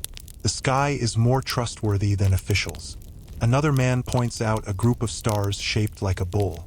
Another talks about a strange streak of light he saw the night before. Maybe a sign, maybe a spirit, maybe just the gods reminding humans that they're never alone. You listen quietly, realizing the sky means something different to everyone. To some, it's hope. To others, warning. To some, power. To others, mystery. But to everyone, it's alive. Even objects in homes are believed to carry signs. If a jar cracks on its own, people think spirits touched it.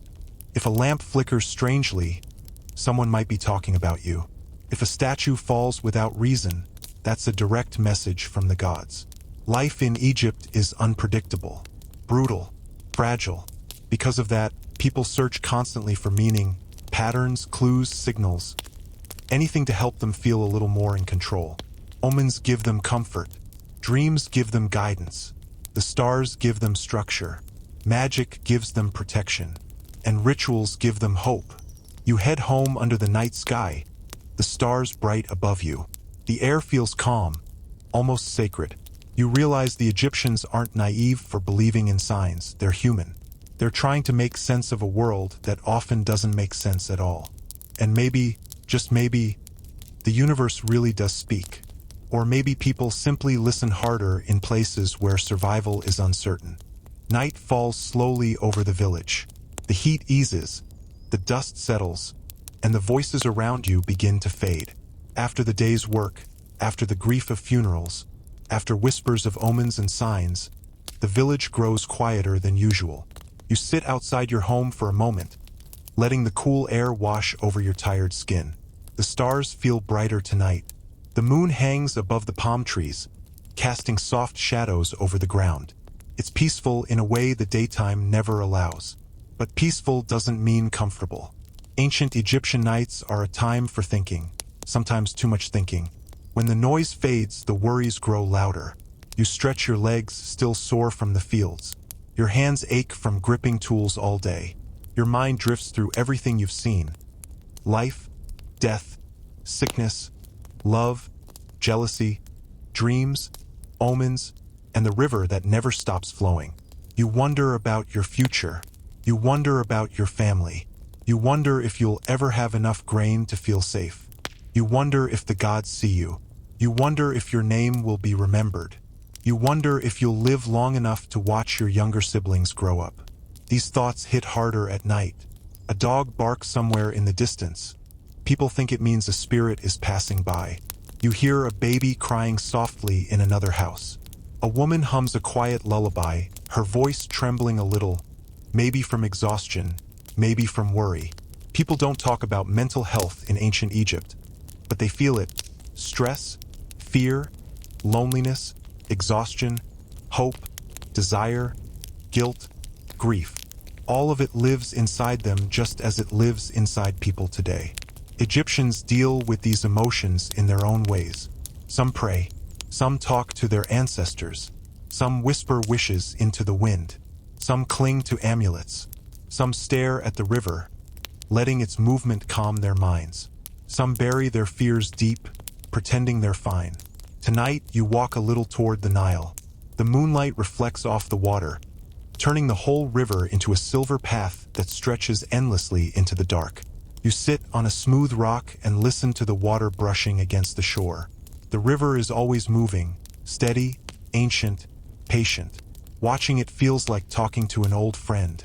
You think about your hopes, simple ones but powerful ones. You hope for a good harvest. You hope for health. You hope your parents stay strong. You hope your future children grow up safely. You hope you make the right choices when it matters. You hope the gods see your effort, even on days when you feel invisible. Egyptians dream big too in their quiet way.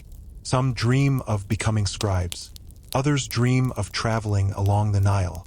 Some dream of owning a better home, or marrying someone they care about, or being remembered after death. Even with their harsh reality, they hold on to hope tightly, because without hope, this world would drown them. You look back toward the village. A few lamps flicker. Shadows move quietly inside small mud brick homes. People settle onto their mats. Someone coughs. Someone laughs softly. Someone prays. Someone cries quietly where no one can hear. Everyone carries something. You get up and walk home slowly. Your mat is rough but familiar. You lie down, listening to the small sounds of your family breathing beside you. You stare at the ceiling again, the same way you have on countless nights. You breathe deeply, and the day finally leaves your body. Ancient Egyptian nights aren't just sleep, they're survival. They're the few hours where minds can rest, hearts can release, and hope can settle in before the sun rises again, before work begins again, before fear whispers again, before life demands more from you again. But for now, in this quiet moment under the stars, you feel something small but meaningful. You're still here. You're still trying. You're still part of a story much bigger than yourself. And in ancient Egypt, that's everything. The next morning begins with the usual warmth, but something in the air feels different, like a quiet tension, a shift, a possibility. As you head toward the fields, you see people gathered near the edge of the village, whispering excitedly. A group of officials has arrived.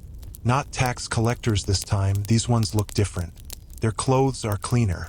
Their sandals are better. The sashes around their waists are dyed with bright colors. They carry rolls of papyrus, sealed jars of ink, and tall wooden staffs that show authority. Behind them are workers, young men carrying chests and tools. And behind them are two soldiers, not for violence but for control. Word spreads quickly. The royal overseer is choosing laborers, not for punishment, not for taxes, but for a project, a large one. Rumor says it's a canal expansion or a temple renovation, or maybe a new storage house for grain. No one knows exactly, but everyone knows one thing. Being chosen could change your life, sometimes for the better, sometimes for the worse. You stand among the villagers watching as the overseer steps forward. His voice is smooth and practiced, like he's given this speech hundreds of times. He explains that the pharaoh needs strong laborers for a government project. Anyone chosen will receive food rations, shelter, and possibly even a small token of payment. For some villagers, it's an opportunity, a chance to earn something more than daily survival. For others, it's a burden. Another stretch of time away from their families, away from their own fields, away from their village. You feel your stomach twist as the overseer begins to walk through the crowd, pointing at people, observing, selecting. A young man is chosen, someone known for being fast and strong. His mother looks proud but worried. Another man is picked, a father of 3, already exhausted from years of field work. His wife's face sinks. Then the overseer stops near you. He studies your shoulders, your arms, your posture. He asks your name. Your heart pounds. Your family watches from behind, unsure whether to hope for your selection or pray against it. The overseer nods slowly. You'll do. Just like that, your path shifts. Your mother's face stiffens, hiding fear behind strength. She steps forward, placing her hand on your shoulder. She doesn't argue. No one argues. Refusing a government project is impossible. But she squeezes your arm slightly, her silent way of saying she believes in you. You gather your few belongings. A spare cloth, a small jar, a piece of bread, and your father's old knife for protection. You don't know where you're going. You don't know how long you'll be gone. You don't know what work awaits you, but you know you don't have a choice.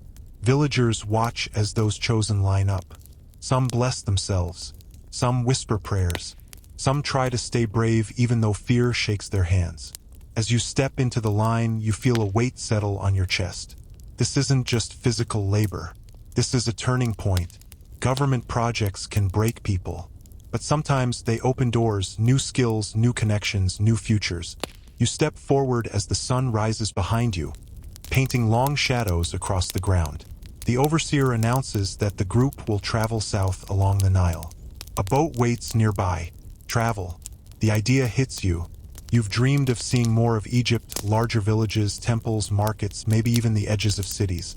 And now you will. Not as a visitor, not as a merchant, but as a worker. Still, it's a chance. Your father stands near the back of the crowd. When your eyes meet, he nods. Not proudly, not sadly, but knowingly. He was chosen for this type of work once too. He knows what it means. You board the boat with the others. The workers untie the ropes. The sail rises. The current grabs hold. Your village grows smaller behind you. The river widens ahead. Your heart beats faster. For the first time in a long time, the world feels bigger than your fears. Bigger than your routine. Bigger than the fields you've worked all your life. You don't know what waits downstream. Hard labor, opportunity, danger, a new path. But the Nile doesn't stop, and neither can you. The boat glides along the Nile, carried by the strong current. For the first time in your life, you're not working fields or walking dusty paths. You're riding the great river itself. Feels unreal. The water reflects the sunlight like shifting pieces of gold. Birds glide overhead. Papyrus reeds sway in the breeze. The air smells different, cleaner, cooler. Around you, the other chosen workers sit quietly. Some look scared. Some look proud. Some try to act tough. But deep down, everyone's wondering the same thing. What waits at the end of this ride? A man sitting beside you breaks the silence. His name is AMU. He's older, maybe in his 30s, with rough hands and tired eyes. He says he's been chosen for these projects before. Not all camps are bad, he tells you. Some feed you well and treat you decently. Others... He pauses. Well, let's just hope the overseer we get isn't one of the cruel ones. You nod, swallowing hard. Another young man, maybe your age, leans forward. He introduces himself as Tariq, loud, confident, full of energy. He says he joined the project on purpose. I'm not staying in a tiny village forever, he says. I want to see cities, temples, maybe become someone important one day. He talks like he believes the whole world is waiting for him. It's contagious. His confidence makes the river feel less intimidating. Hours pass. The scenery changes. More palm groves, more boats, more signs of life. You see fishermen casting nets, children laughing on the shore, women washing clothes, farmers guiding cattle, priests walking along temple paths, soldiers marching in formation. Egypt is huge. Bigger than you ever imagined. By afternoon, the boat reaches a place you've never seen. A work camp. Surrounded by wooden posts and tents. Workers move like ants, carrying stone blocks, pushing carts, mixing mud, shaping bricks. Dust hangs in the air. Whips crack from time to time. Men groan under heavy loads. Supervisors shout instructions. This is no small job. This is a massive government project. Your stomach tightens. The boat stops. Workers jump out. Officials on the shore hold scrolls, checking names. People who don't listen get pushed into place. A soldier scans the group with a cold stare. A man with a shaved head steps forward. He wears a fine linen robe and carries a long staff.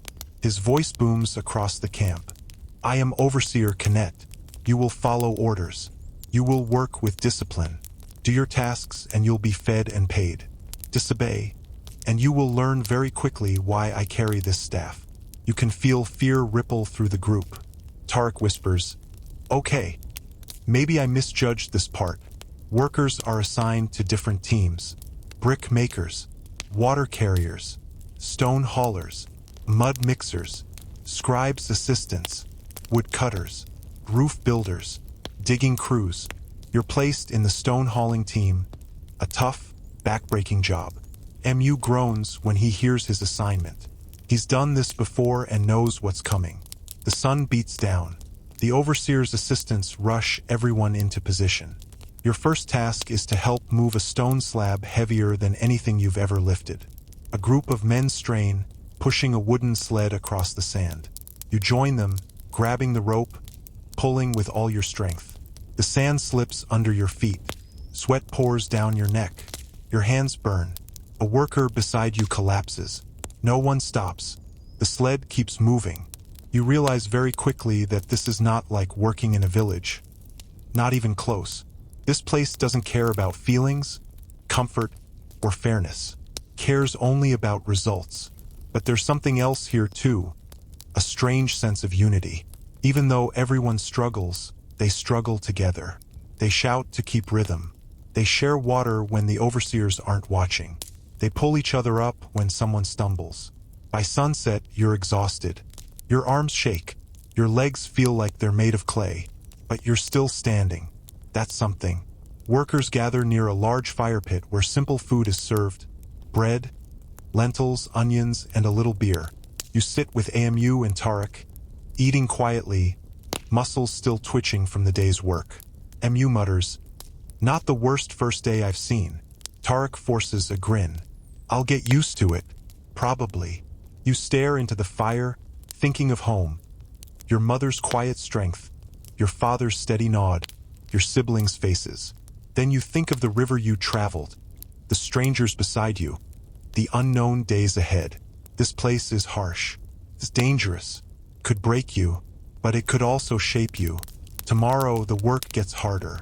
Tomorrow you might meet someone who changes everything. Tomorrow you might discover a part of yourself you didn't know existed. Morning in the work camp doesn't start with sunlight, it starts with shouting.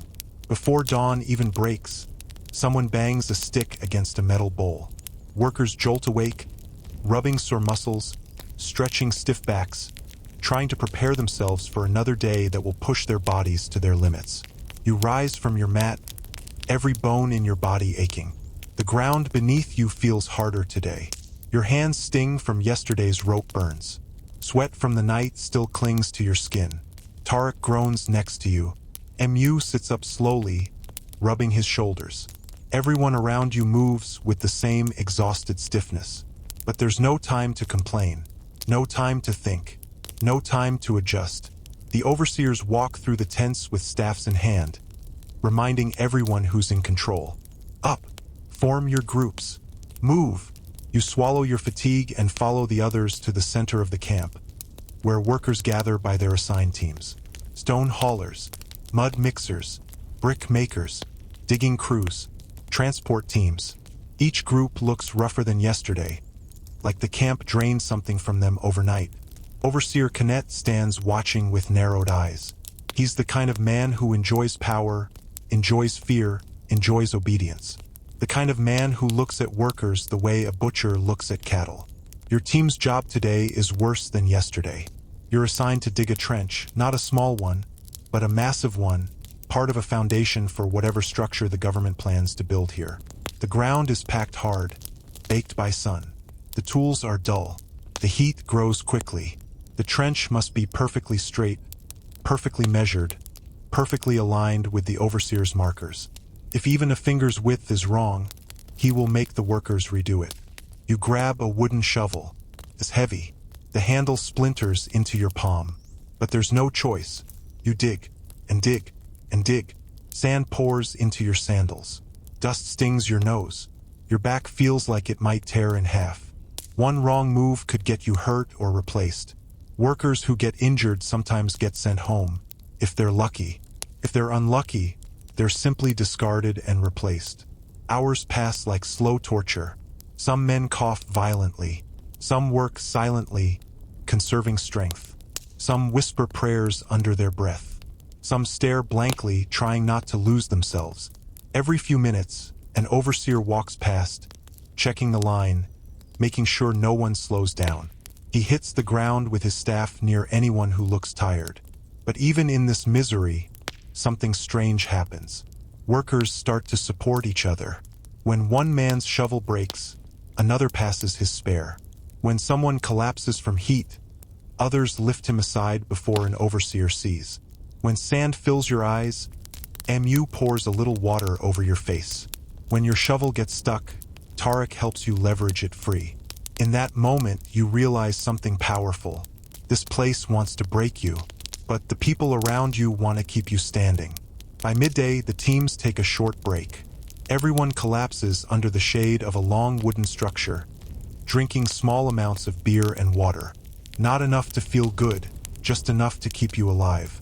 As you sit catching your breath, a strange moment happens. A scribe, clean, calm, untouched by the labor, walks over to your group. His linen robe is spotless. His hands are soft. His ink jar hangs from his belt like a symbol of privilege. You've never been this close to a scribe before. He watches the workers carefully, his eyes sharp, calculating. Then he points at AMU. You, come with me. MU stiffens. Tarek whispers, "Why him?" People rarely get called by a scribe unless something unusual is happening. Could be a punishment or an opportunity. MU stands slowly and follows the scribe to the shaded tent. After a few minutes, he returns with a strange expression. Half exhausted, half confused. Tarek asks, "What did he want?" MU wipes sweat from his forehead. He said he needs someone who can count, someone who can read numbers, someone who can help record stone measurements. You blink. That's a good job. MU nods slowly. He's testing me tomorrow. If I do well, I'll be moved from the labor crew to the scribe's assistants. This is huge.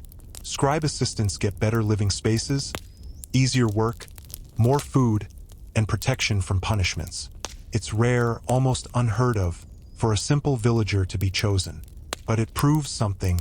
Opportunity exists, even here, in a brutal camp run by strict overseers. Opportunity can appear from nowhere, if you stay alive long enough to see it. You sit quietly after the break, thinking about what this means. If AMU can rise, maybe you can too. Maybe this camp is more than just suffering. Maybe it's a gateway, not an easy one, not a guaranteed one, but a possible one.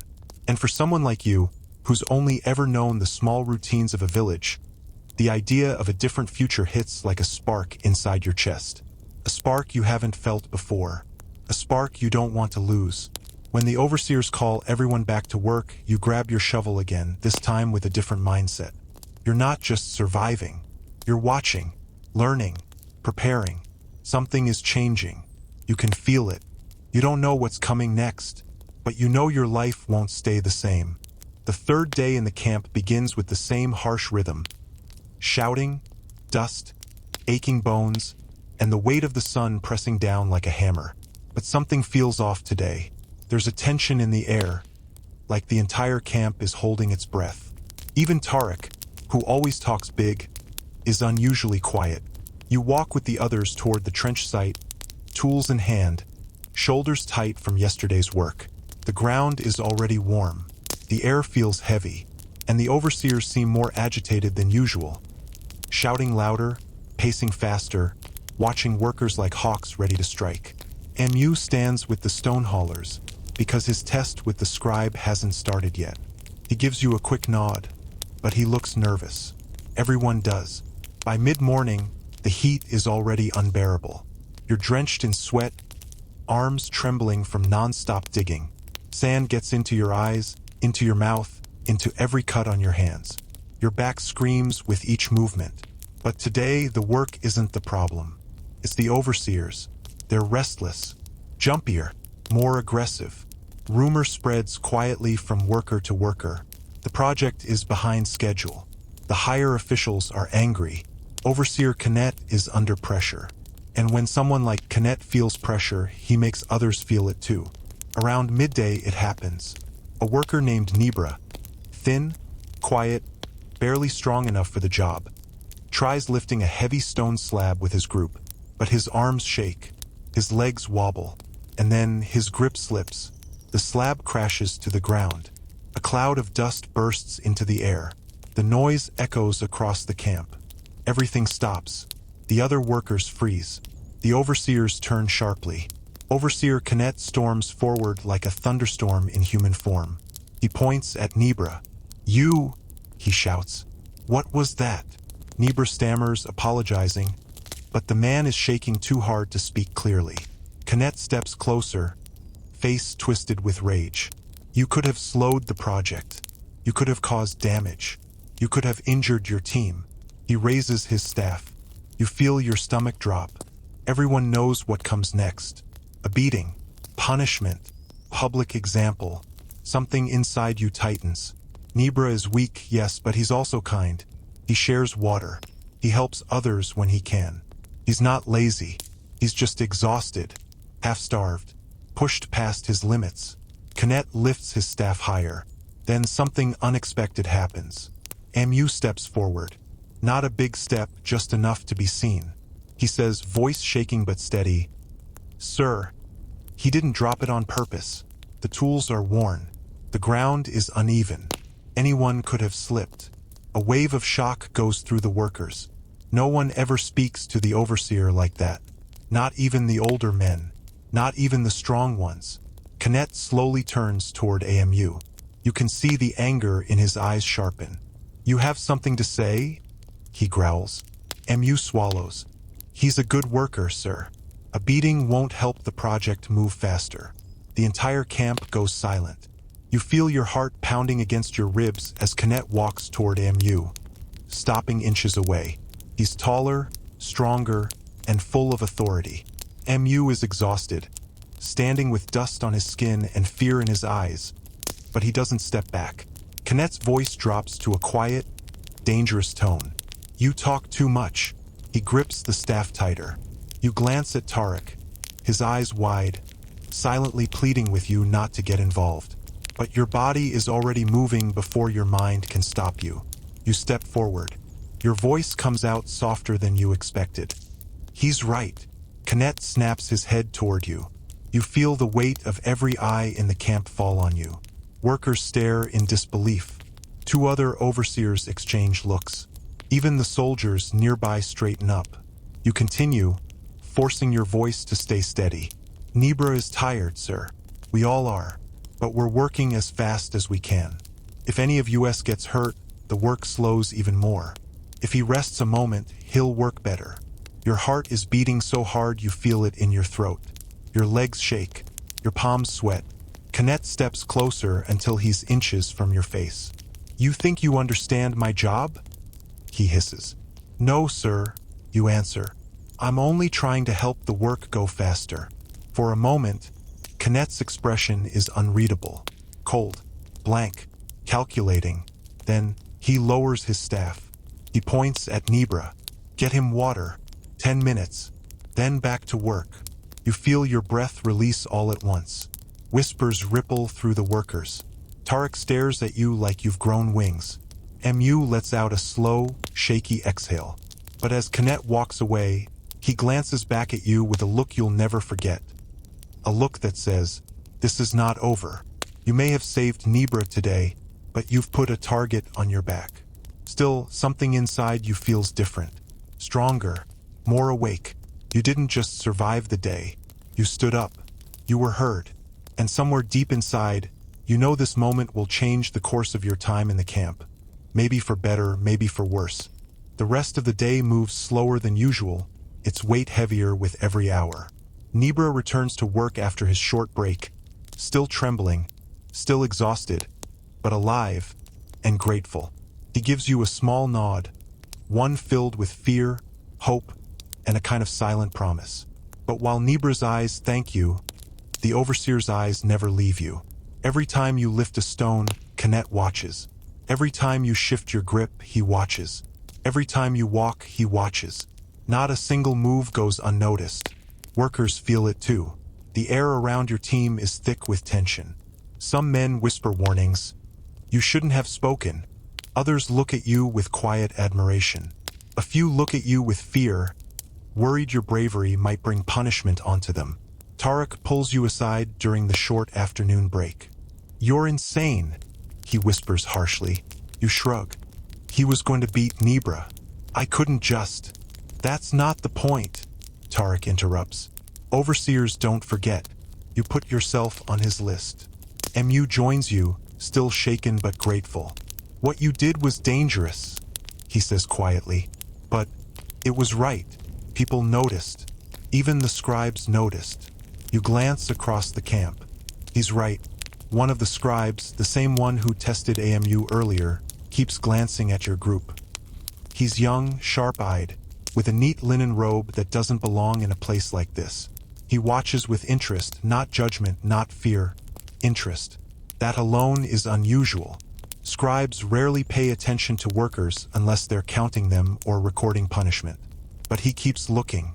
By late afternoon, the sun lowers, turning the sky orange and red.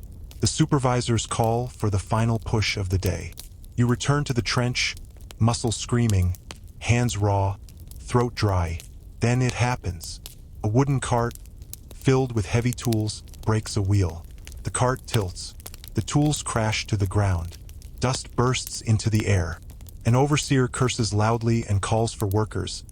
And Knet steps forward. Bring 10 men, he orders. We're lifting it manually. 10 men? The cart is massive. It's the kind of job that needs a full team. But Knet doesn't care. He wants speed, not safety. And he points at you first. You, come here. Your heart drops. 8 more men are chosen. Tarek grabs your arm as you pass. Be careful, he whispers. He's testing you. The 10th spot stays empty. Overseers look around. Annoyed. Workers look scared. Then the young scribe, the one watching you all day, speaks for the first time. Overseer Knet, he says carefully. Should we fetch more men? The load seems heavy. Knet turns to him with a fake smile that hides irritation. We'll manage. But the scribe doesn't back down.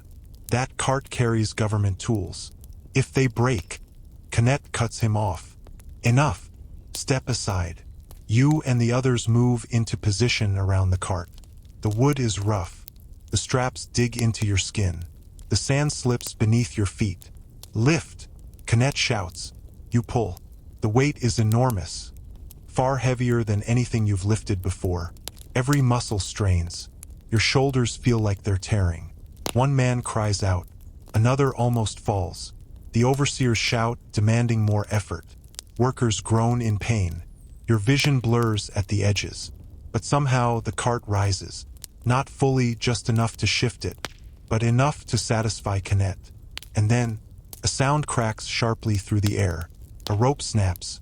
The entire cart threatens to tip sideways, right toward you. You barely have time to think. Your body reacts faster than your fear. You shift your footing. You brace your shoulder. You push upward with everything inside you. The cart slams back into balance. Everyone stops, breathing, watching. You stand there under the weight, trembling, gasping, but holding the load steady. Workers stare in shock. The young scribe's mouth opens slightly. Even Knet looks surprised, only for a moment, but it's there. Then he scowls. Lower it, he snaps. You and the others set the cart down gently this time. The men collapse onto the sand, panting. Sweat pours down your face. Your arms feel like they belong to someone else. But you're alive, and you saved the cart, and the tools, and the men beside you, and every person in that circle knows it. Workers whisper your name. Some clap your back. Nibra looks at you like you're some kind of hero. Even Tarek stares at you differently, part awe, part disbelief. But Knet walks up to you slowly. He stops close enough for you to smell the dust on his skin. You're strong, he says with a flat voice. Stronger than you look. You don't answer. He leans in slightly, lowering his voice so only you can hear. Don't mistake strength for immunity. He steps back and turns away. The message is clear. He respects your ability, but he hasn't forgiven your courage. As the workers return to their tasks, trying to finish the day's work, the young scribe approaches you quietly. You handled yourself well, he says, studying your face as if evaluating something deeper. What's your name? You tell him.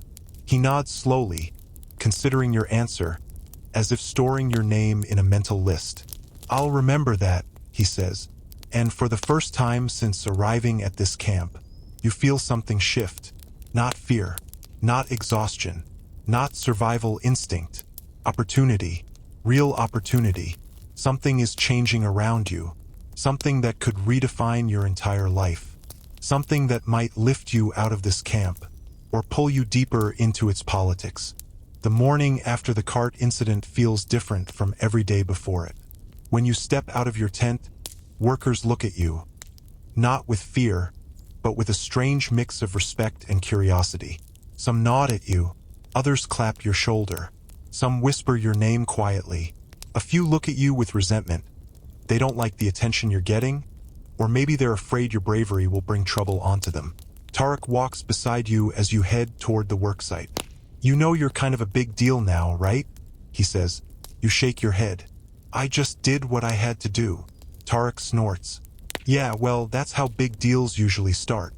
MU joins you, looking nervous but proud. The scribe asked about you after you left yesterday, he says quietly. He was impressed. You glance toward the scribe's tent. The young scribe from yesterday, the one with sharp eyes and a neat linen robe, is watching you again. Not casually, not accidentally, purposefully. Something is happening. When work begins, your assignment is different. You're not placed with the heavy stone haulers this time. You're told to report to the tool station, a smaller, shaded area near the scribe's tent. Still work, but lighter. You feel the shift immediately. Instead of backbreaking lifting, you're helping distribute tools, counting supplies, checking ropes, and organizing baskets. It's still labor, but a step above the physical suffering of the pits. You're surprised. So is everyone else. Some workers eye you suspiciously. Others look hopeful. Maybe your rise could mean possibility for them too. A few exchange jealous whispers, assuming you're being favored unfairly. Overseer Kenneth approaches, his expression unreadable. He stands close enough that you feel tension radiating off him. Tool station, he says coldly. Scribe's orders. You nod.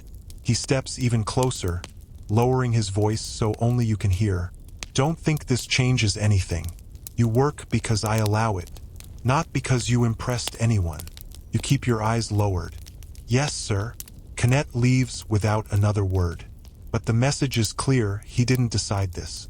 The scribes did, which means you're now in the middle of a quiet power shift. And in a place like this, power shifts are dangerous. Later in the morning, the young scribe approaches you directly. He watches you organize tools with quick focus and careful hands. You work neatly, he says. You nod, unsure what to say. He continues, most laborers rush. You don't. You shrug slightly. I just don't want to make mistakes. That's exactly why I asked for you, he says. Your heart jumps. He introduces himself, Satu, assistant to the chief scribe of the camp. That alone is a high-ranking position. The fact that someone like him is talking directly to someone like you is almost unreal. Satu glances around, making sure no overseers are listening. You have potential, he says. Real potential. Don't waste it. You feel confused, hopeful, and cautious all at once. I don't know what that means, you admit. It means, he says, that if you're willing to learn, I can teach you things that could change your entire life. Your breath catches. Learn? Learn what? Scribes don't teach villagers. Scribes don't even talk to villagers unless they have to. Yet Satu is offering you something rare, knowledge. He steps closer, speaking quietly. Meet me after sunset, behind the supply tent. Before you can respond, he turns and walks away, robes shimmering in the heat. For a long moment you stand frozen. Learn? From a scribe? In secret? This is not normal. This is forbidden. This is dangerous.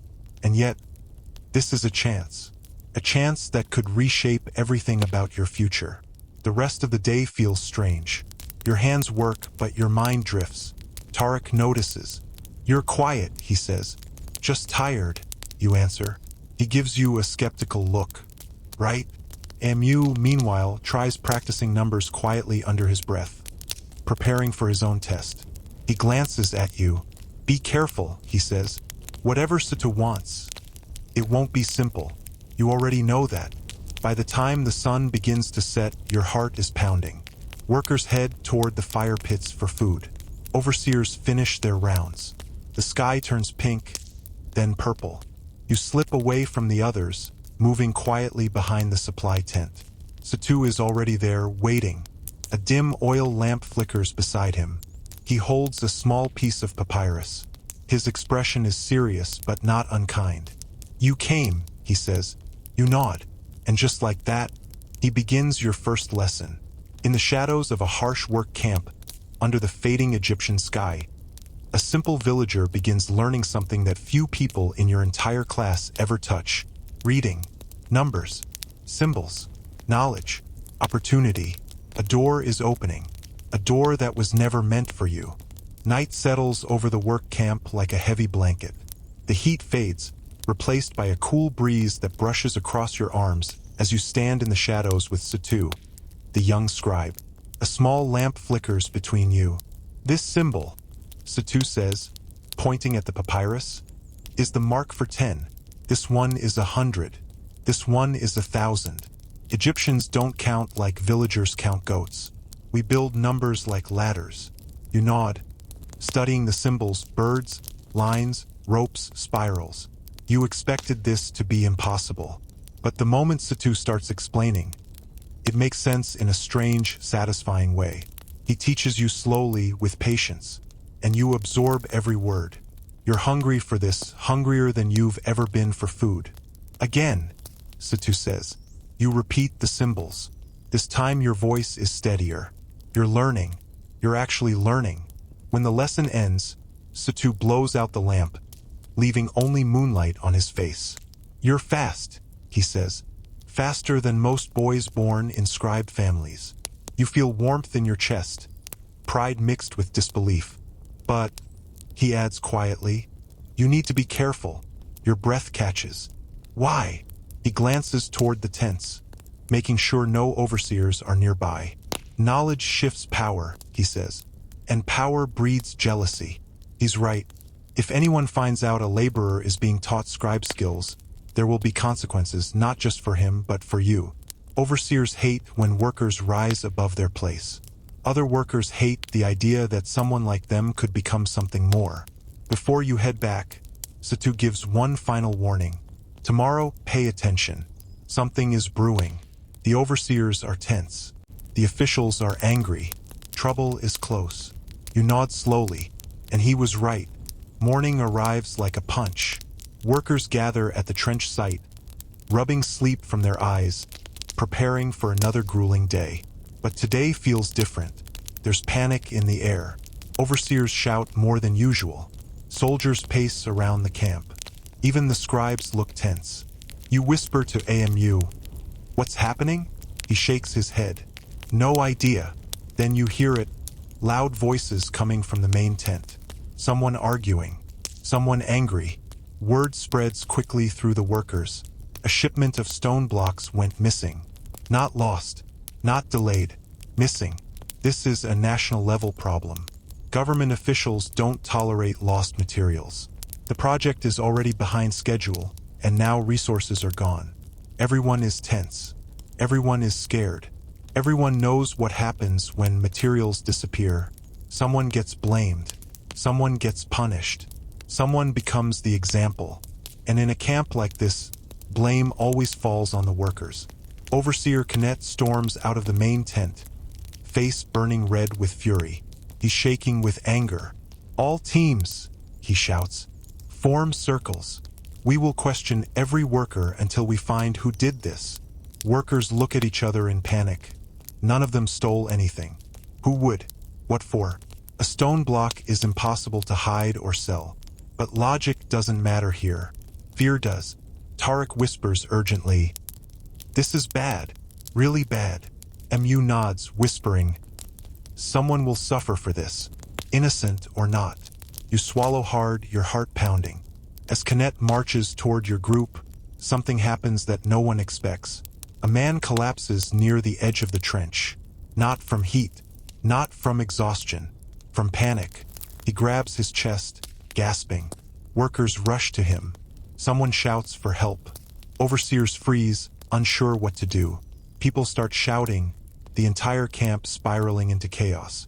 Canet loses control of the crowd. And you, without planning to step forward, you push your way to the fallen man. His face is pale. His breath is shallow. His hands shake uncontrollably. Mu recognizes him. He's been sick for days, he says urgently, but overseers ignored it. You shout to nearby workers, bring water, move him to shade, give him space. People listen, because after part 29, after speaking up, after saving the cart, after risking yourself, workers trust you more than they trust anyone else here. For the first time, you're not just another laborer. You're a leader. Tarek rushes with a jar of water. Mu lifts the man's head gently. You pour a little water into his mouth.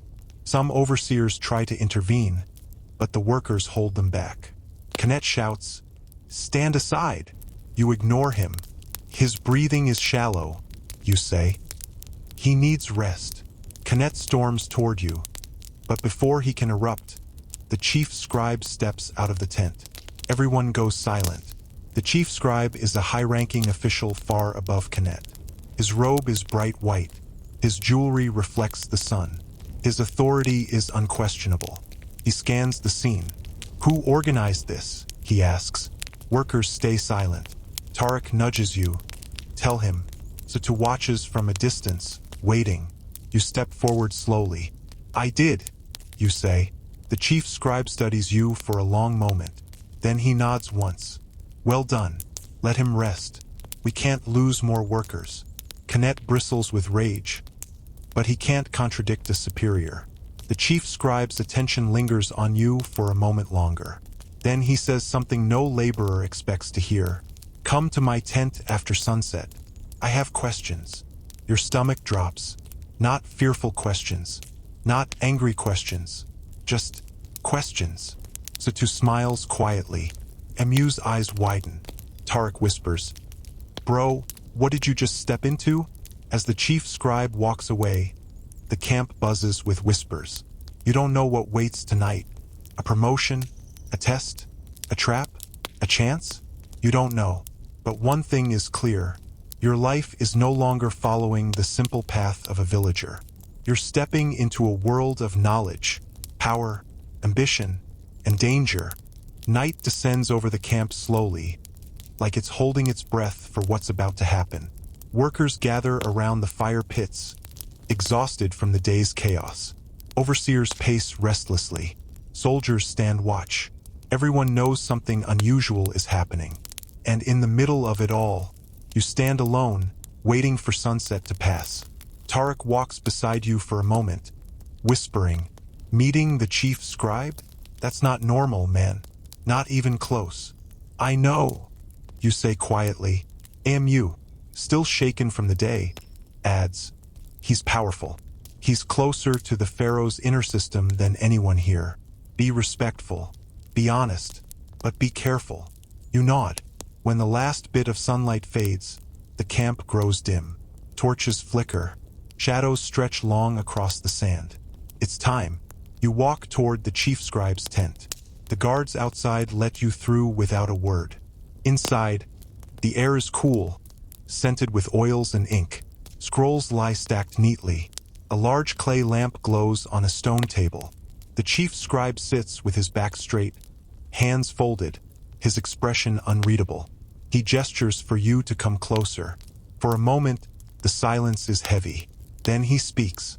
You're not an ordinary laborer. Your throat tightens. You don't know what to say. I watched you during the incident with the cart, he continues. You acted quickly with intelligence, not panic. And today, during the crisis, you took charge while others froze. That is rare. You manage a quiet response. I just tried to help, sir.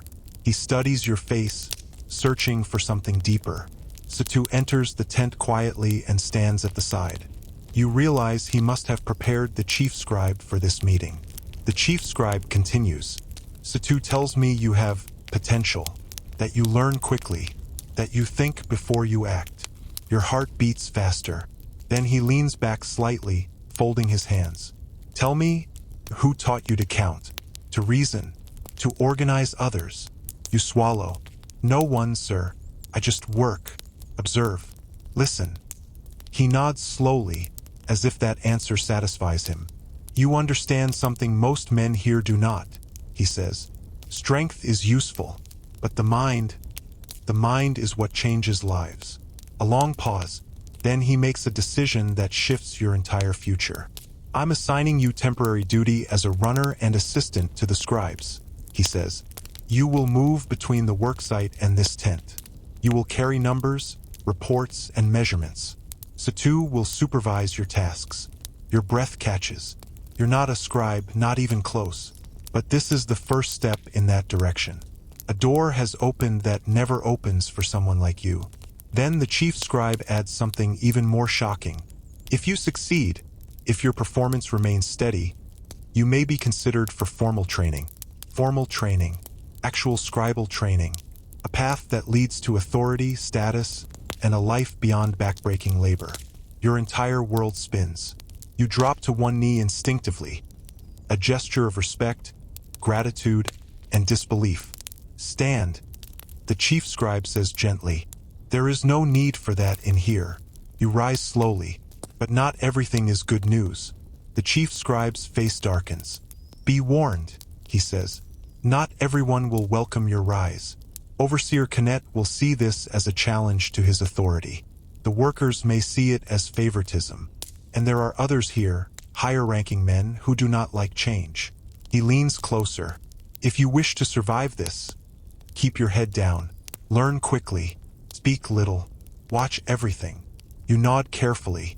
Satu steps forward and hands you a small wooden writing board and a piece of charcoal wrapped in cloth. Your first task begins tomorrow, he says. You leave the tent quietly, the cool night air hitting your face like a splash of water.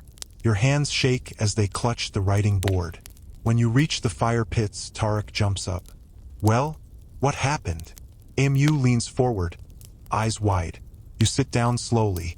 I've been reassigned, you say. Assistant duties, running messages, learning numbers. Tarek blinks. You're kidding. Amu's mouth falls open. That's huge. But around you, other workers hear the news too. Some stare at you with surprise, some with envy, some with anger, some with fear. And at the edge of the camp, near the shadows, Overseer Canet stands watching you, his face cold, his posture stiff, his eyes full of quiet, simmering hatred. You didn't just rise, you awakened an enemy, and tomorrow, your real test begins. The next morning feels like a different world. You're no longer walking with the stone haulers. You're no longer carrying tools or digging trenches. Today, you step into the scribe's circle, still a laborer, but carrying a writing board instead of a shovel. But the shift isn't smooth. The moment you walk through the camp holding the wooden writing board, every head turns. Workers whisper. Some look impressed. Some look confused. Some look furious. Tarek walks beside you, half excited, half worried. You realize this is huge, right? Like, life-changing huge. Mu nods quietly. You have to be careful. This camp isn't ready for someone like you to rise. He's right. While some workers respect you, others carry bitterness in their eyes, the kind that grows in places where hope doesn't exist. And among them are men who believe only one thing. If we suffer, he should suffer too. You feel the weight of their stares. And Canet's, the overseer doesn't hide his anger anymore. He watches you openly, jaw tight, fingers wrapped around his staff like he's imagining hitting someone with it.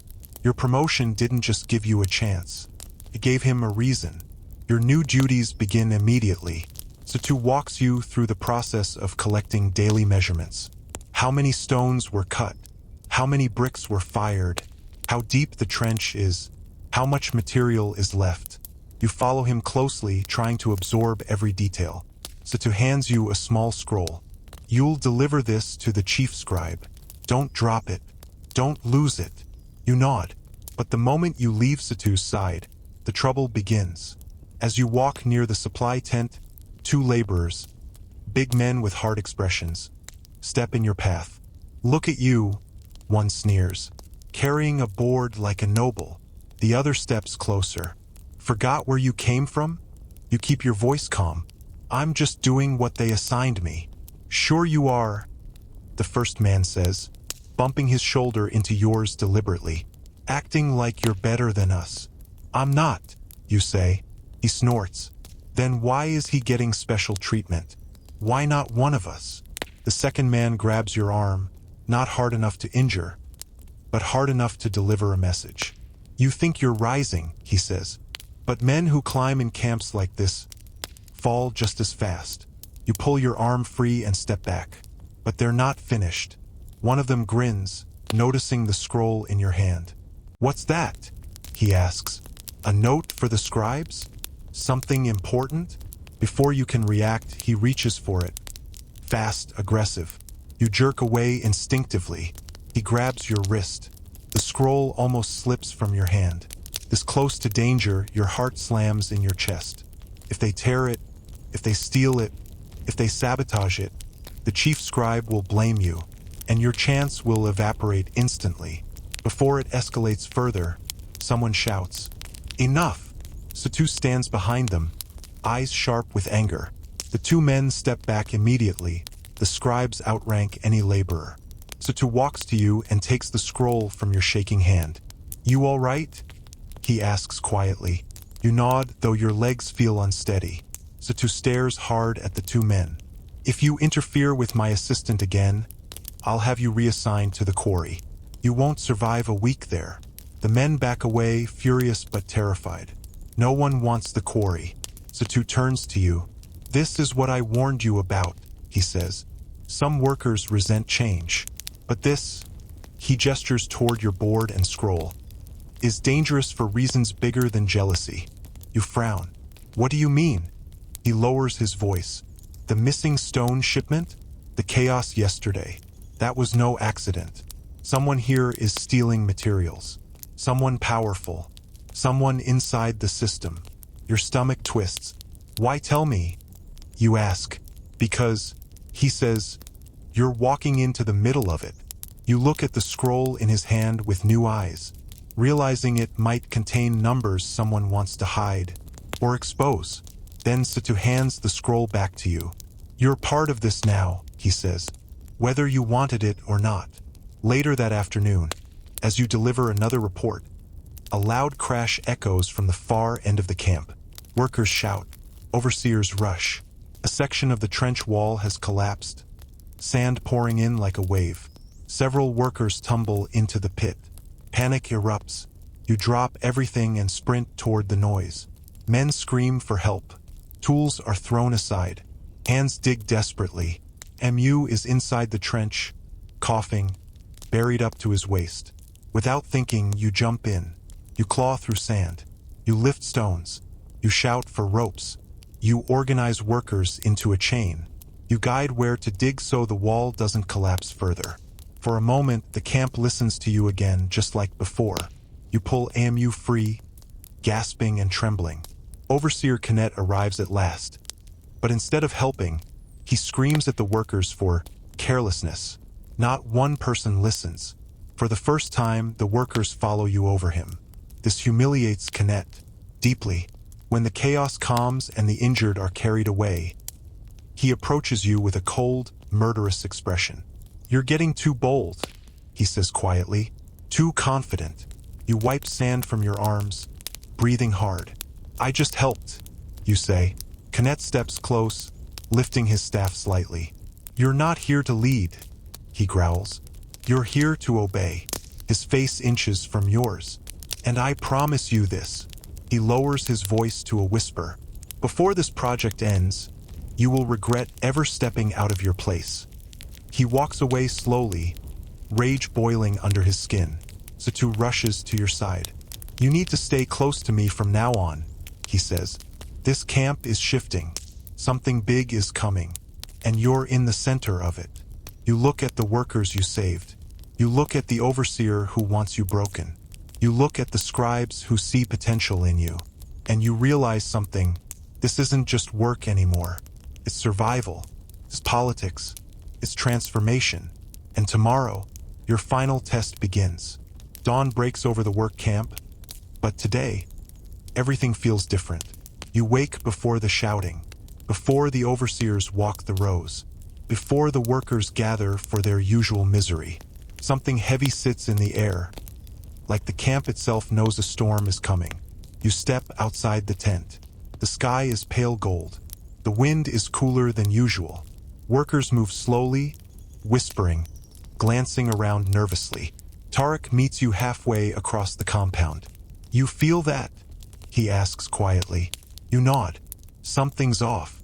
AMU approaches next, still bruised from yesterday's collapse. Keep your head down, he warns. Stay near the scribes.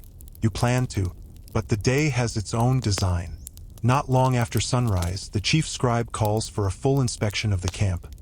Materials, numbers, tools, every record. He arrives with armed guards and 2 supervisors from the city. This is no ordinary inspection. Something big is about to be uncovered. Kenneth stands stiffly near his post, trying to look calm, but you can see the tension in his jaw. Satu pulls you aside briefly. Stay close, he says. You may need to confirm numbers. You're one of the few who saw the real counts. Your stomach tightens. Real counts. Missing stone shipments. Sabotage. Corruption. Everything Satu warned you about is coming to the surface today. The inspection begins.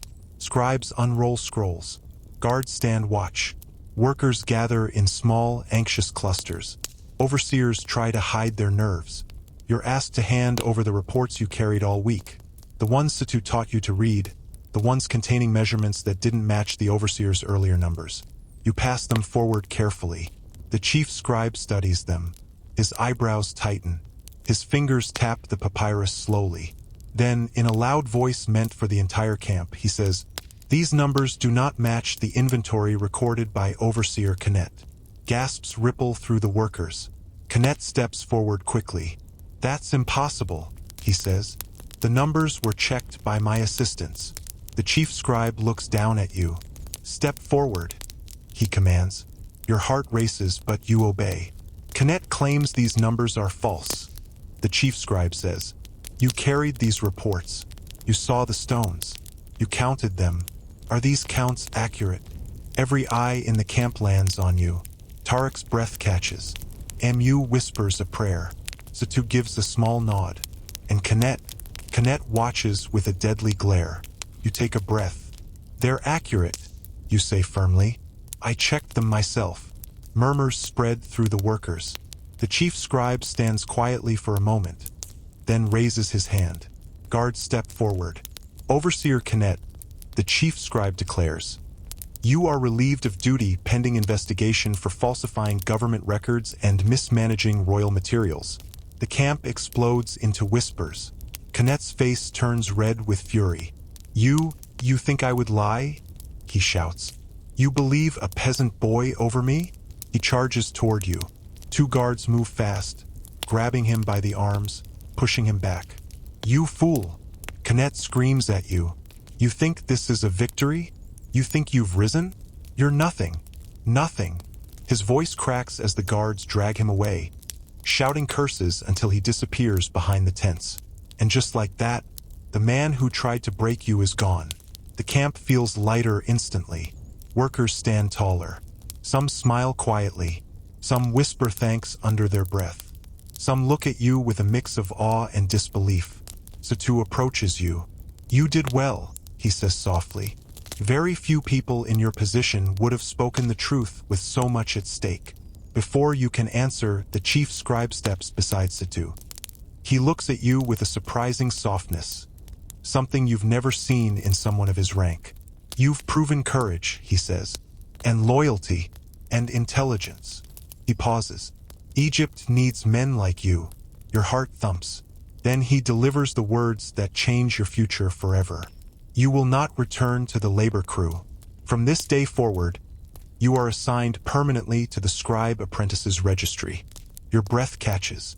A scribe apprentice, not a laborer, not a temporary helper, not a villager lost in the mud, but a trained apprentice, on the path to becoming a full scribe, the kind of person who writes laws, records history, manages temples, serves the court, or even advises leaders. A future you never imagined. The chief scribe places a hand on Satu's shoulder. Satu will continue teaching you. When we return to the temple archives, you will come with us. Your training will be formal. You stare at them, overwhelmed. Workers begin cheering quietly. Some clap your back. Others nod respectfully. Tarek grins so wide his cheeks hurt. Mu wipes sweat from his face, smiling tiredly. You did it, he whispers. You actually did it. You feel your throat tighten, not because of pride, not because of victory, but because somewhere inside, the kid from your small village, the one who knew nothing but fields and dust, finally sees the world open. You bow your head. Thank you, you say. I won't waste this chance. The chief scribe nods once. You've earned it. That night, as the camp settles, you step away for a moment and stand by the river. The moon's reflection ripples across the water. You breathe deeply. Everything you endured, the pain, the fear, the heat, the cruelty, the danger, brought you here. The river flows gently beside you, whispering through the reeds. You're no longer just a villager, no longer just a laborer, no longer a nameless worker in a forgotten camp. You are something new, something becoming. And your story, this long, impossible, painful, beautiful journey, now stands at the beginning of a completely different future. A future shaped not by luck, but by courage, by grit, by heart, by choice. Your name will be remembered. Your path will be written. Your life will be bigger than the fields you were born into. This is the end of one story, and the beginning of everything else. Thank you for traveling this entire journey. If you ever want additional parts, alternate endings, sequels, or a completely new storyline, just say the word.